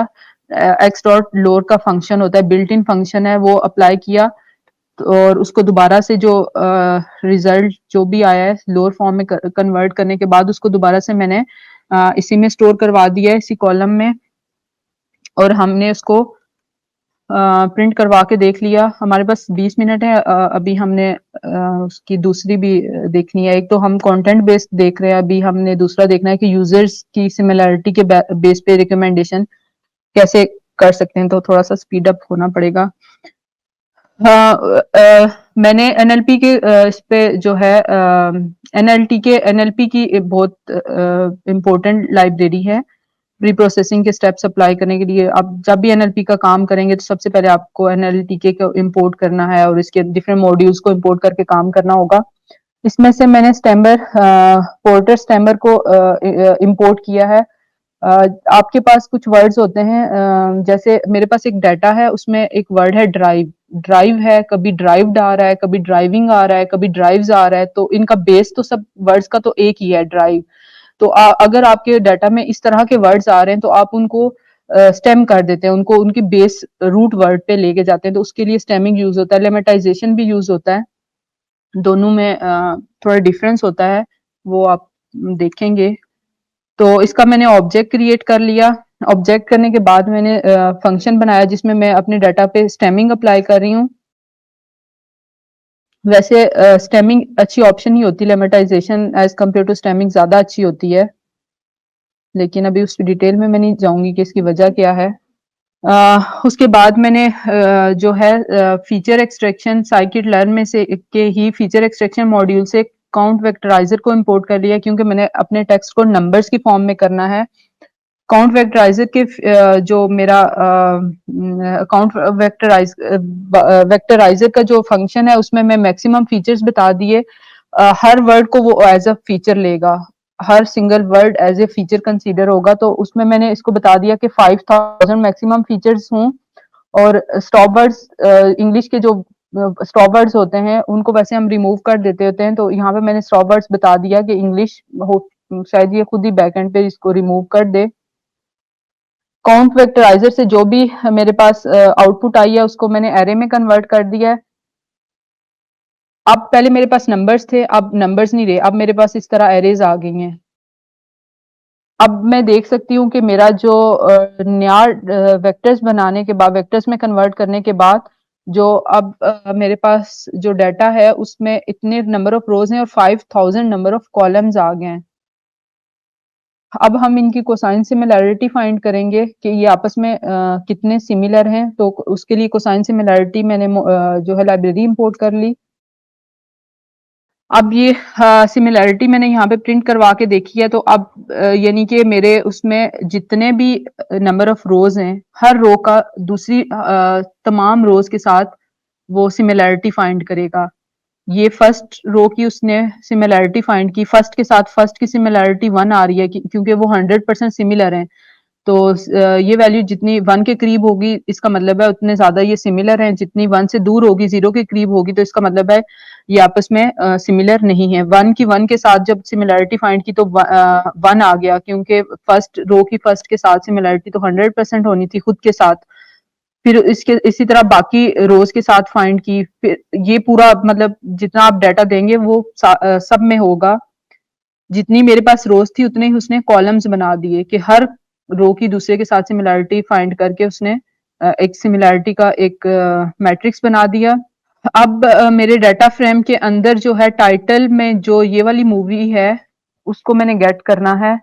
उसका इंडेक्स मैंने गेट कर लिया यहाँ पे, तो उसकी सिमिलैरिटी मैं फाइंड करूंगी।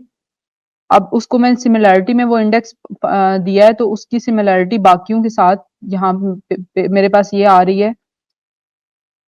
एक मैंने फंक्शन बनाया है जिसमें कि आपने उसमें उस फंक्शन में मैंने मूवी टाइटल आ जाएगा, यहाँ से मूवी में मूवी का टाइटल आ रहा होगा। न्यू इंडेक्स में से न्यू जो मेरा डाटा फ्रेम है उस डाटा फ्रेम के अंदर जो टाइटल वाला डाटा फ्रेम है उसके साथ अगर मूवी में जो टाइटल आ रहा है वो अगर मैच कर जाता है तो उसका इंडेक्स गेट कर लो। जैसे हमने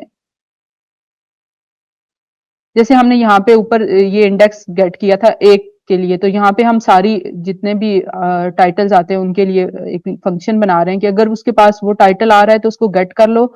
उसको गेट करने के बाद जो है सिमिलैरिटी उसकी फाइंड कर लो, उस इंडेक्स की सिमिलैरिटी फाइंड कर लो बाकी सबके साथ, उसको रिवर्स ऑर्डर में कर लो। रिवर्स ऑर्डर ट्रू करने का मतलब है कि ये सबसे जिसके साथ सिमिलैरिटी सबसे ज्यादा है वो सबसे पहले आ जाएगा, और बाकी जिसके साथ सिमिलैरिटी सबसे कम है तो वो सबसे एंड पे आ जाएगा। और की का क्या है कि वो जो जो फंक्शन है ये टपल रिटर्न करता है, तो पहले में वो इंडेक्स होगा और सेकंड में उसकी सिमिलैरिटी होगी। तो सेकंड वाली जो है हमने यहाँ पे सिमिलैरिटी गेट करनी है, तो जो सेकंड वाला एंट्री है वो गेट कर लें, और ये डिस्टेंस आ जाएगा, मतलब सिमिलर डिस्टेंस आ जाएगा हर दूसरे जो टाइटल हमने दिया है उसका बाकी जितने भी डाटा सेट में या डाटाबेस में जितनी भी मूवीज पड़ी हुई हैं उनके साथ उसका डिफरेंस आ जाएगा। मैंने हर एक का डिफरेंस तो नहीं प्रिंट यहाँ पे करवाना, मुझे समझ ही नहीं आएगा, तो मैंने टॉप जो 6 के जिनके साथ सिमिलैरिटी सबसे ज्यादा थी टॉप 6 के यहाँ पे डिस्टेंसेस यहाँ पे मैं प्रिंट करवा लूंगी। जैसे अब इस फंक्शन मैंने एक मूवी का नाम मैंने पास किया और उसके मैंने टॉप 6 जिनके साथ सबसे ज्यादा उसकी सिमिलरिटी है वो नेम्स प्रिंट करवा ली। अब ये मूवी इन मूवीज के साथ सबसे ज्यादा सिमिलर हो रही है, अगर कोई ये वाली मूवी देखेगा तो उसकी रिकमेंडेशन में ये वाली मूवीज आ जाएंगी। ये सब करने के बाद मैंने जो मेरे पास जो डाटा था उसको मैंने उसको डंप कर लिया। अगर आपने वो डाटा वेट्स वगैरह स्टोर करवाने हैं और सिमिलैरिटी जो मैट्रिक्स आ गया उसको स्टोर करवाना है, अगर आपने अपना ये मॉडल डिप्लॉय करना है और बाद में यूज करना है तो ये उसके लिए होता है। यहाँ पे मैंने उसको स्टोर करवा लिया है। पिकल का जो होता है लाइब्रेरी, उसको डंप के अंदर आप डाटा फ्रेम दोगे, उसको ओपन करोगे, ये वाली फाइल जो है उसको राइट मोड में ओपन करके उसके अंदर जो है आप अपना डाटा फ्रेम जिसमें मूवीज का लिस्ट टाइटल आ रहा था और बाकी इंफॉर्मेशन थी वो, और सिमिलैरिटी में जो है जो हर मूवी की दूसरी के साथ जो सिमिलैरिटी फाइंड करने के बाद जो मैट्रिक्स आई थी वो इसमें स्टोर करवा देंगे। अगर आपने अपना बाद में इसको डिप्लॉय करना है तो उसमें ये चीज यूज होगी। इसका सेकंड मेथड हम फिलहाल नहीं देखते, हम दूसरा जो है टेक्निक देख लेते हैं। तो ये थी कंटेंट बेस्ड जिसमें हम हर टाइटल का दूसरे के साथ सिमिलैरिटी निकाल रहे होते हैं, कोसाइन सिमिलैरिटी उसकी निकालते हैं और देन उसकी बेस पे हम वर्ड्स की और सिमिलैरिटी की बेस पे उसको कर रहे होते हैं, सजेशंस रिकमेंडेशन आ रही होती है। इसमें बुक्स रिकमेंडेशन वाला डाटा सेट आप लोग यूज करेंगे।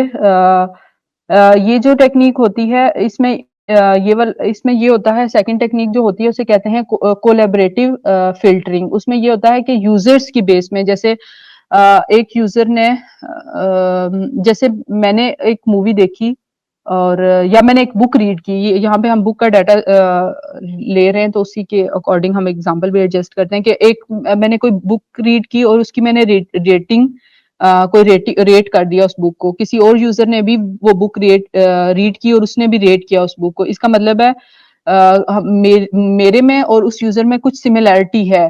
तो अब ऐसा हो सकता है कि उस यूजर ने कोई और बुक रीड की हो जो मैंने ना रीड की हो, फिर वो मेरी सजेशन में आ जाएगी क्योंकि हमने एक सिमिलर बुक को रीड किया है और उसको रेट किया है, तो हमारे में कुछ सिमिलैरिटी है। तो अगर कोई और बुक मैंने रीड नहीं की लेकिन उसने दूसरे यूजर ने रीड किया तो उसकी सजेशन मेरे पास आना शुरू हो जाएगी कि ये बुक भी हो सकता है आपका इसमें भी इंटरेस्ट हो।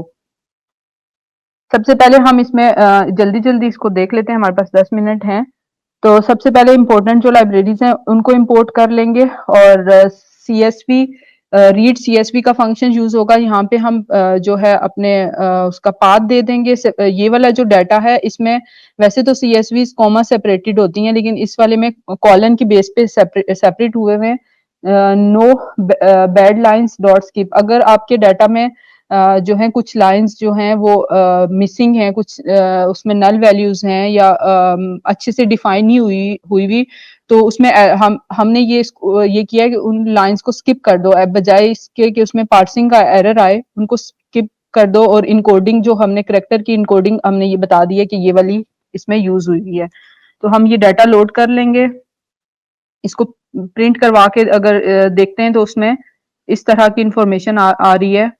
ये जो बुक रेटिंग के नाम से जो फाइल है उसके अंदर यूजर आईडी है और बुक का आईएसबीएन नंबर है और उसकी बुक की रेटिंग है कि उस यूजर ने उस बुक को कितना रेट किया है।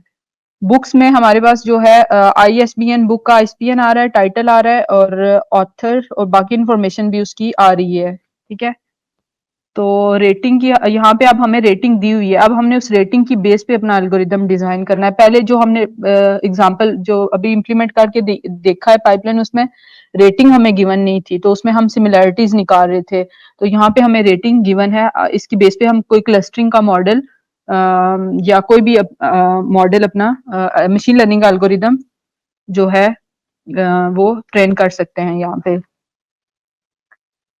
बुक्स का जो मैंने डाटा फ्रेम उसकी शेप प्रिंट करवा के देखी है, तो ये तकरीबन 2 लाख से ऊपर बुक्स हैं और नंबर ऑफ इसमें कॉलम्स जो हैं वो 8 हैं। कॉलम्स यहाँ पे प्रिंट करवा दिए हैं मैंने। जो कॉलम इसमें से मैंने यूज करने हैं सिर्फ वो यहाँ पे मैंने वो डिफाइन कर दिए और बाकी कॉलम्स को मैं डिस्कार्ड कर दिया है। यहाँ पे कॉलम्स को रीनेम कर दिया है, बुक टाइटल को टाइटल से, बुक ऑथर को ऑथर के नाम से, ईयर ऑफ पब्लिकेशन को ईयर से कर दिया, पब्लिशर को पब्लिशर, इमेज यूआरएल को इमेज यूआरएल के नाम से रिप्लेस कर दिया है। इनको रीनेम करने के बाद दोबारा से मैं इसको प्रिंट करवा के देख सकती हूँ। ये भी मैंने एक फाइल लोड की थी, अब दूसरी फाइल जो है यूजर्स वाली वो भी लोड कर लेती हूँ। उसको भी वैसे ही रीड करूंगी जैसे उस फाइल को मैंने रीड किया था। तो यूजर्स में हमारे पास इतने नंबर ऑफ यूजर्स हैं और उसके अगेंस्ट 3 कॉलम्स हैं, तो वो कॉल हम देख लेते हैं कि वो क्या क्या था। यूजर की आईडी थी, लोकेशन थी, एज थी। आई डोंट थिंक सो कि इसमें कुछ हमारे लिए इम्पोर्टेंट है इस फाइल में। नेक्स्ट हम जो है रेटिंग वाली फाइल लोड करते हैं, उसको रीड कर लेते हैं। ये हमारे लिए इम्पोर्टेंट है। यहाँ पे जो है हर यूजर ने रेट किया जिस बुक को उसने रीड किया है। जैसे ये वाला यूजर है, नहीं, इस यूजर ने ये वाली बुक जो है जिसका ISBN नंबर ये है उसको रेट किया है 5। तो इसमें यूजर्स के अगेंस्ट बुक और बुक्स के ISBN नंबर के अगेंस्ट उनकी रेटिंग गिवन है। तो इसको भी हम देख सकते हैं, ये डाटा की शेप है, इसमें भी कॉलम्स को रीनेम कर दिया। अब हमारे पास 3 डेटा फ्रेम्स क्रिएट हुए हैं। एक बुक्स के नाम से है, एक बुक्स के नाम से, एक यूजर के नाम से है और एक रेटिंग के नाम से है। यहाँ पे मैंने उनकी शेप प्रिंट करवा ली है।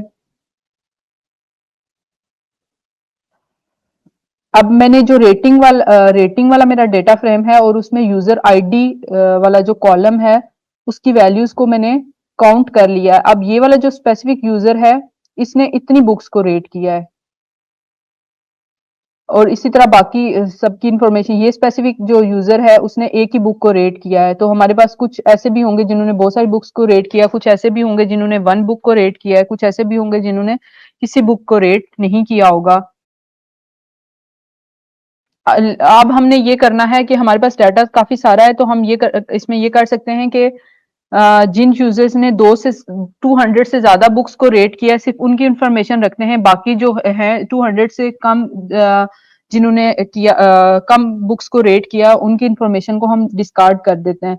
तो उसके लिए रेटिंग के यूजर आईडी के ऊपर डॉट वैल्यू काउंट का फंक्शन लगाएंगे कि इस यूजर ने कितनी बुक्स को रेट किया है, वो टोटल काउंट कर लेंगे और अगर वो 200 से ग्रेटर है तो हम उसको अपने पास रख लेंगे और उसकी वैल्यू जो उसके अगेंस्ट ट्रू आ जाएगा। अगर वो 200 से कम है तो फॉल्स हो जाएगा। ये हमें एक बुलियन जो है वैल्यू रिटर्न करेगा। ये देख सकते हैं यहाँ पे कि ये यूजर है तो उसके अगेंस्ट ट्रू आ रहा है, इसका मतलब है इसने 200 से ज्यादा बुक्स को रेट किया है। इस तरह ये कोई एक स्पेसिफिक यूजर है जिसके अगेंस्ट फॉल्स आ रहा है, यानी कि इसने 200 से कम बुक्स को रेट किया है। अब हमने इसमें से जो ट्रू वाली इंफॉर्मेशन है वो वाले उन यूजर्स को निकालना है, बाकियों को हमने नहीं अपने पास रखना।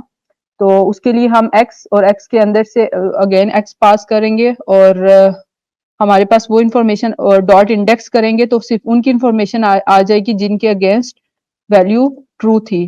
तो ये मैंने सारे इंडेक्सेस गेट कर लिए हैं। अभी यहाँ सारे तो शो नहीं हो रहे टोटल, लेकिन इसकी लेंथ है 899। तो 899 यूजर्स ऐसे हैं जिन्होंने 200 से ज्यादा बुक्स को रेट कर दिया है।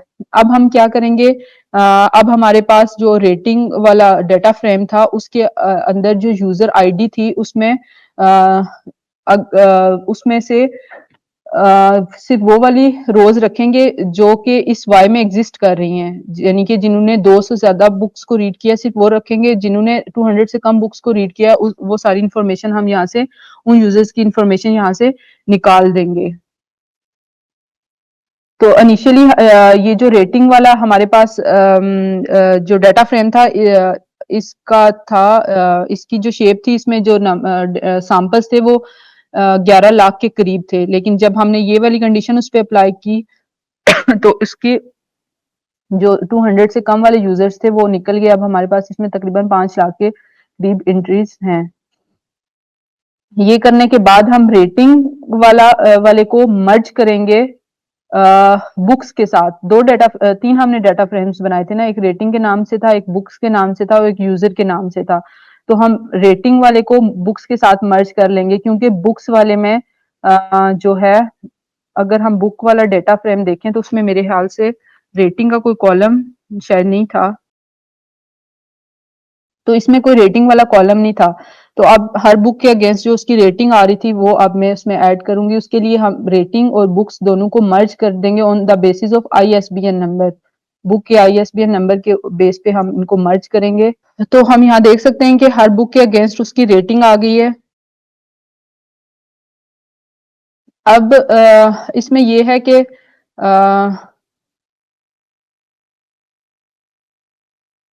एक बुक को बहुत सारे यूजर्स ने भी, ऐसा भी हो सकता है एक बुक को बहुत सारे यूजर्स ने रीड किया और उन्होंने उसको रेट किया हो।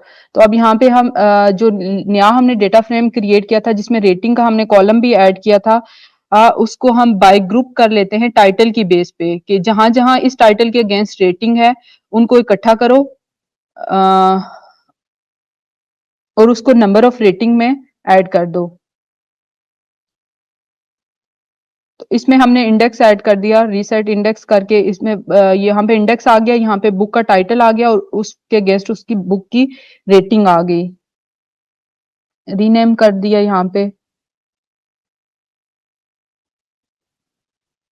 फिर हमने जो रेटिंग आई थी, जो रेटिंग वाला ऊपर हमने डेटा फ्रेम लिया था उसको मर्ज कर दिया नंबर ऑफ रेटिंग के साथ। नंबर ऑफ रेटिंग हमारे पास ये जो आ रहा है इसके साथ हमने इसको मर्ज कर दिया। इसके साथ हमने इसको मर्ज कर दिया और यहाँ पे हम ये देख सकते हैं कि जैसे ये एक स्पेसिफिक बुक है तो इसको जो है इस यूजर ने इस बुक को रेट किया है 10, लेकिन इस बुक के अगेंस्ट जो टोटल रेटिंग आई है, जो सारे यूजर्स ने रेटिंग की थी और उनको काउंट कर दिया, तो वो 82 आ रही थी। तो अब नंबर ऑफ रेटिंग, जहां ये वाला जो कॉलम है इसमें हम देखेंगे, इसमें हमने ये किया करेंगे कि जिन बुक्स की रेटिंग 50 से ऊपर है सिर्फ उन बुक्स को रखेंगे, जिनकी रेटिंग 50 से कम है उनको हम डिस्कार्ड कर देंगे। तो ये यहाँ पे हमने वो वाली कंडीशन लगाई है। फिर हम इसमें से ड्रॉप कर देंगे डुप्लीकेट्स। अगर यूजर आईडी और टाइटल में डुप्लीकेट्स आ रही हैं तो उनको रिमूव कर देंगे। पिविट टेबल क्रिएट करेंगे। पिविट टेबल जो होता है, पिविट टेबल के जो कॉलम्स में यूजर आईडी आ जाएगी, जितने हमारे पास यूजर्स हैं वो कॉलम्स में चले जाएंगे और टाइटल्स जो हैं वो हमारी रोज में आ जाएंगी और वैल्यूज वैल्यूज में रेटिंग आ जाएगी। जब हमने अपने पिविट टेबल को प्रिंट करवा के देखा तो यहाँ पे टाइटल्स आ रहे हैं और यहाँ पे जो है यूजर की आईडीज आ रही हैं और इसमें बहुत सारी वैल्यूज ऐसी हैं जो नल हैं। ये प्रिंट करवाने की जरूरत है। तो नल वैल्यूज को हमने यहाँ पे 0 के साथ फिल कर दिया। तो अब हमारे पास जो है जीरोज या उसके करस्पॉन्डिंग जो भी अगर कोई रेटिंग है तो उसकी वो वाली वैल्यू आ जाएगी। अब पिविट टेबल में हम देखें तो ये हमारा टेबल बहुत ज्यादा स्पार्स है। अब जैसे ये वाला एक यूजर है, इसने 200 बुक्स को रेट किया होगा, लेकिन बाकी उसके अगेंस्ट जितनी टोटल जो है 742 रोज हैं, यानी कि उसमें से तकरीबन 500 एंट्रीज जो होंगी वो एम्प्टी होंगी। तो ये एक हमारे पास स्पार्स टेबल बन रहा है। तो उसको स्पार्स टेबल की मेमोरी को, पिविट टेबल को अगर वो स्पार्स है तो उसको एफिशिएंटली स्टोर करवाने के लिए लाइब्रेरी इंपोर्ट की है ये वाली। उसके अंदर हमने पिविट टेबल पास कर दिया है बुक्स पार्स के नाम से। अब हमारे पास जो है वो टेबल आ गया। अब यहाँ पे मैंने क्लस्टरिंग का एल्गोरिदम इंपोर्ट किया है नियरेस्ट नेबर्स के नाम से। उसका ऑब्जेक्ट क्रिएट कर लिया, उसमें जो मेरे पास ये वाला जो अब मेरे बुक पार्ट्स का जो मैट्रिक्स है, वो इसमें एज ए इनपुट में पास करूंगी, मॉडल को ट्रेन कर लूंगी। रन किया मैंने इसको भी। वो करने के बाद अब मैंने मॉडल की प्रिडिक्शन निकालनी है। प्रिडिक्शन निकालने के लिए ये वाला के नेबर्स का जो फंक्शन यूज होगा, अब स्पेसिफिक कोई मैंने एक इंडेक्स उसको पास किया है, पिवट टेबल में से कोई एक स्पेसिफिक इंडेक्स पास किया है, उसको मैंने रीशेप कर लिया है क्योंकि ये 2D इंफॉर्मेशन लेगा, और उसको नंबर ऑफ नेबर्स मैंने कहा है 5 दो मुझे। टॉप के जो 5 है जिनके साथ ज्यादा सिमिलैरिटी है सिर्फ वही दो, बाकी जो है जिनके साथ डिस्टेंस कम है वो दे दो, और बाकी जो है वो इन्फॉर्मेशन मुझे नहीं चाहिए। डिस्टेंस में मेरे पास टॉप के 5 आ रहे हैं, फर्स्ट के साथ डिस्टेंस 0 है, यानी कि वो एक जैसे हैं दोनों, और बाकी जिनके साथ उसका डिस्टेंस कम आ रहा है, तो जिनका के साथ डिस्टेंस कम आ रहा है वो पहले आ रहे हैं, जिनके साथ डिस्टेंस ज्यादा है वो बाद में आ रहे हैं, और फिर इन्हीं का मैंने इंडेक्स यहाँ पे गेट कर लिया। अब मैंने यहाँ पे जो है जो मेरे पास सजेशन आ गई थी, अब उस सजेशन के अगेंस्ट कौन कौन सी मूवी बुक्स पड़ी हुई हैं, तो उन बुक्स के मैंने यहाँ पे टाइटल प्रिंट करवाने के लिए ये लूप एक लगाया, और हर इंडेक्स के अगेंस्ट उसका टाइटल, जो यहाँ पे उसने एक इस 237 के अगेंस्ट डिफरेंट उसने मुझे बुक्स निकाल के दी थी, तो उस बुक्स के उसने इंडेक्स दिए थे, और यहाँ पे मैंने उसके यहाँ पे टाइटल गेट कर लिया है। फिर मैंने मॉडल को यहाँ पे टेस्ट करने के लिए कि अनसीन डेटाबेस को अगर टेस्ट करना है या डिप्लॉय करना है अपने मॉडल, तो उसके लिए फंक्शन बनाया है। उसमें ऐसे ही यहाँ पे इंडेक्स दे देंगे, यहाँ से आपके पास डिस्टेंस और सजेशन आ जाएगी, फिर हर जो सजेशन आएगी उसमें यानी कि इंडेक्स आएगा, उस इंडेक्स के अगेंस्ट कौन सी बुक है वो गेट कर लेंगे। यानी कि ये वाली बुक थी, तो इसके अगेंस्ट जो रिकमेंडेड बुक्स आ रही हैं वो ये सारी लिस्ट आ रही है। अभी मैंने टॉप की 5 प्रिंट करवाई हैं, तो 5 ही आ रही हैं। अब ज्यादा भी 6 करवाई हैं तो 6 आ रही हैं, अब ज्यादा भी करवा के देख सकते हैं। तो इस तरह जो है हम रिकमेंडेशन सिस्टम जो भी हमारे पास फेसबुक पे, यूट्यूब पे, नेटफ्लिक्स जो भी जैसे रिकमेंडेशन आ रही होती हैं, तो वो इनके बैक एंड पे इसी तरह के एल्गोरिदम्स काम कर रहे होते हैं। तो आज का सेशन हमारा एंड हुआ।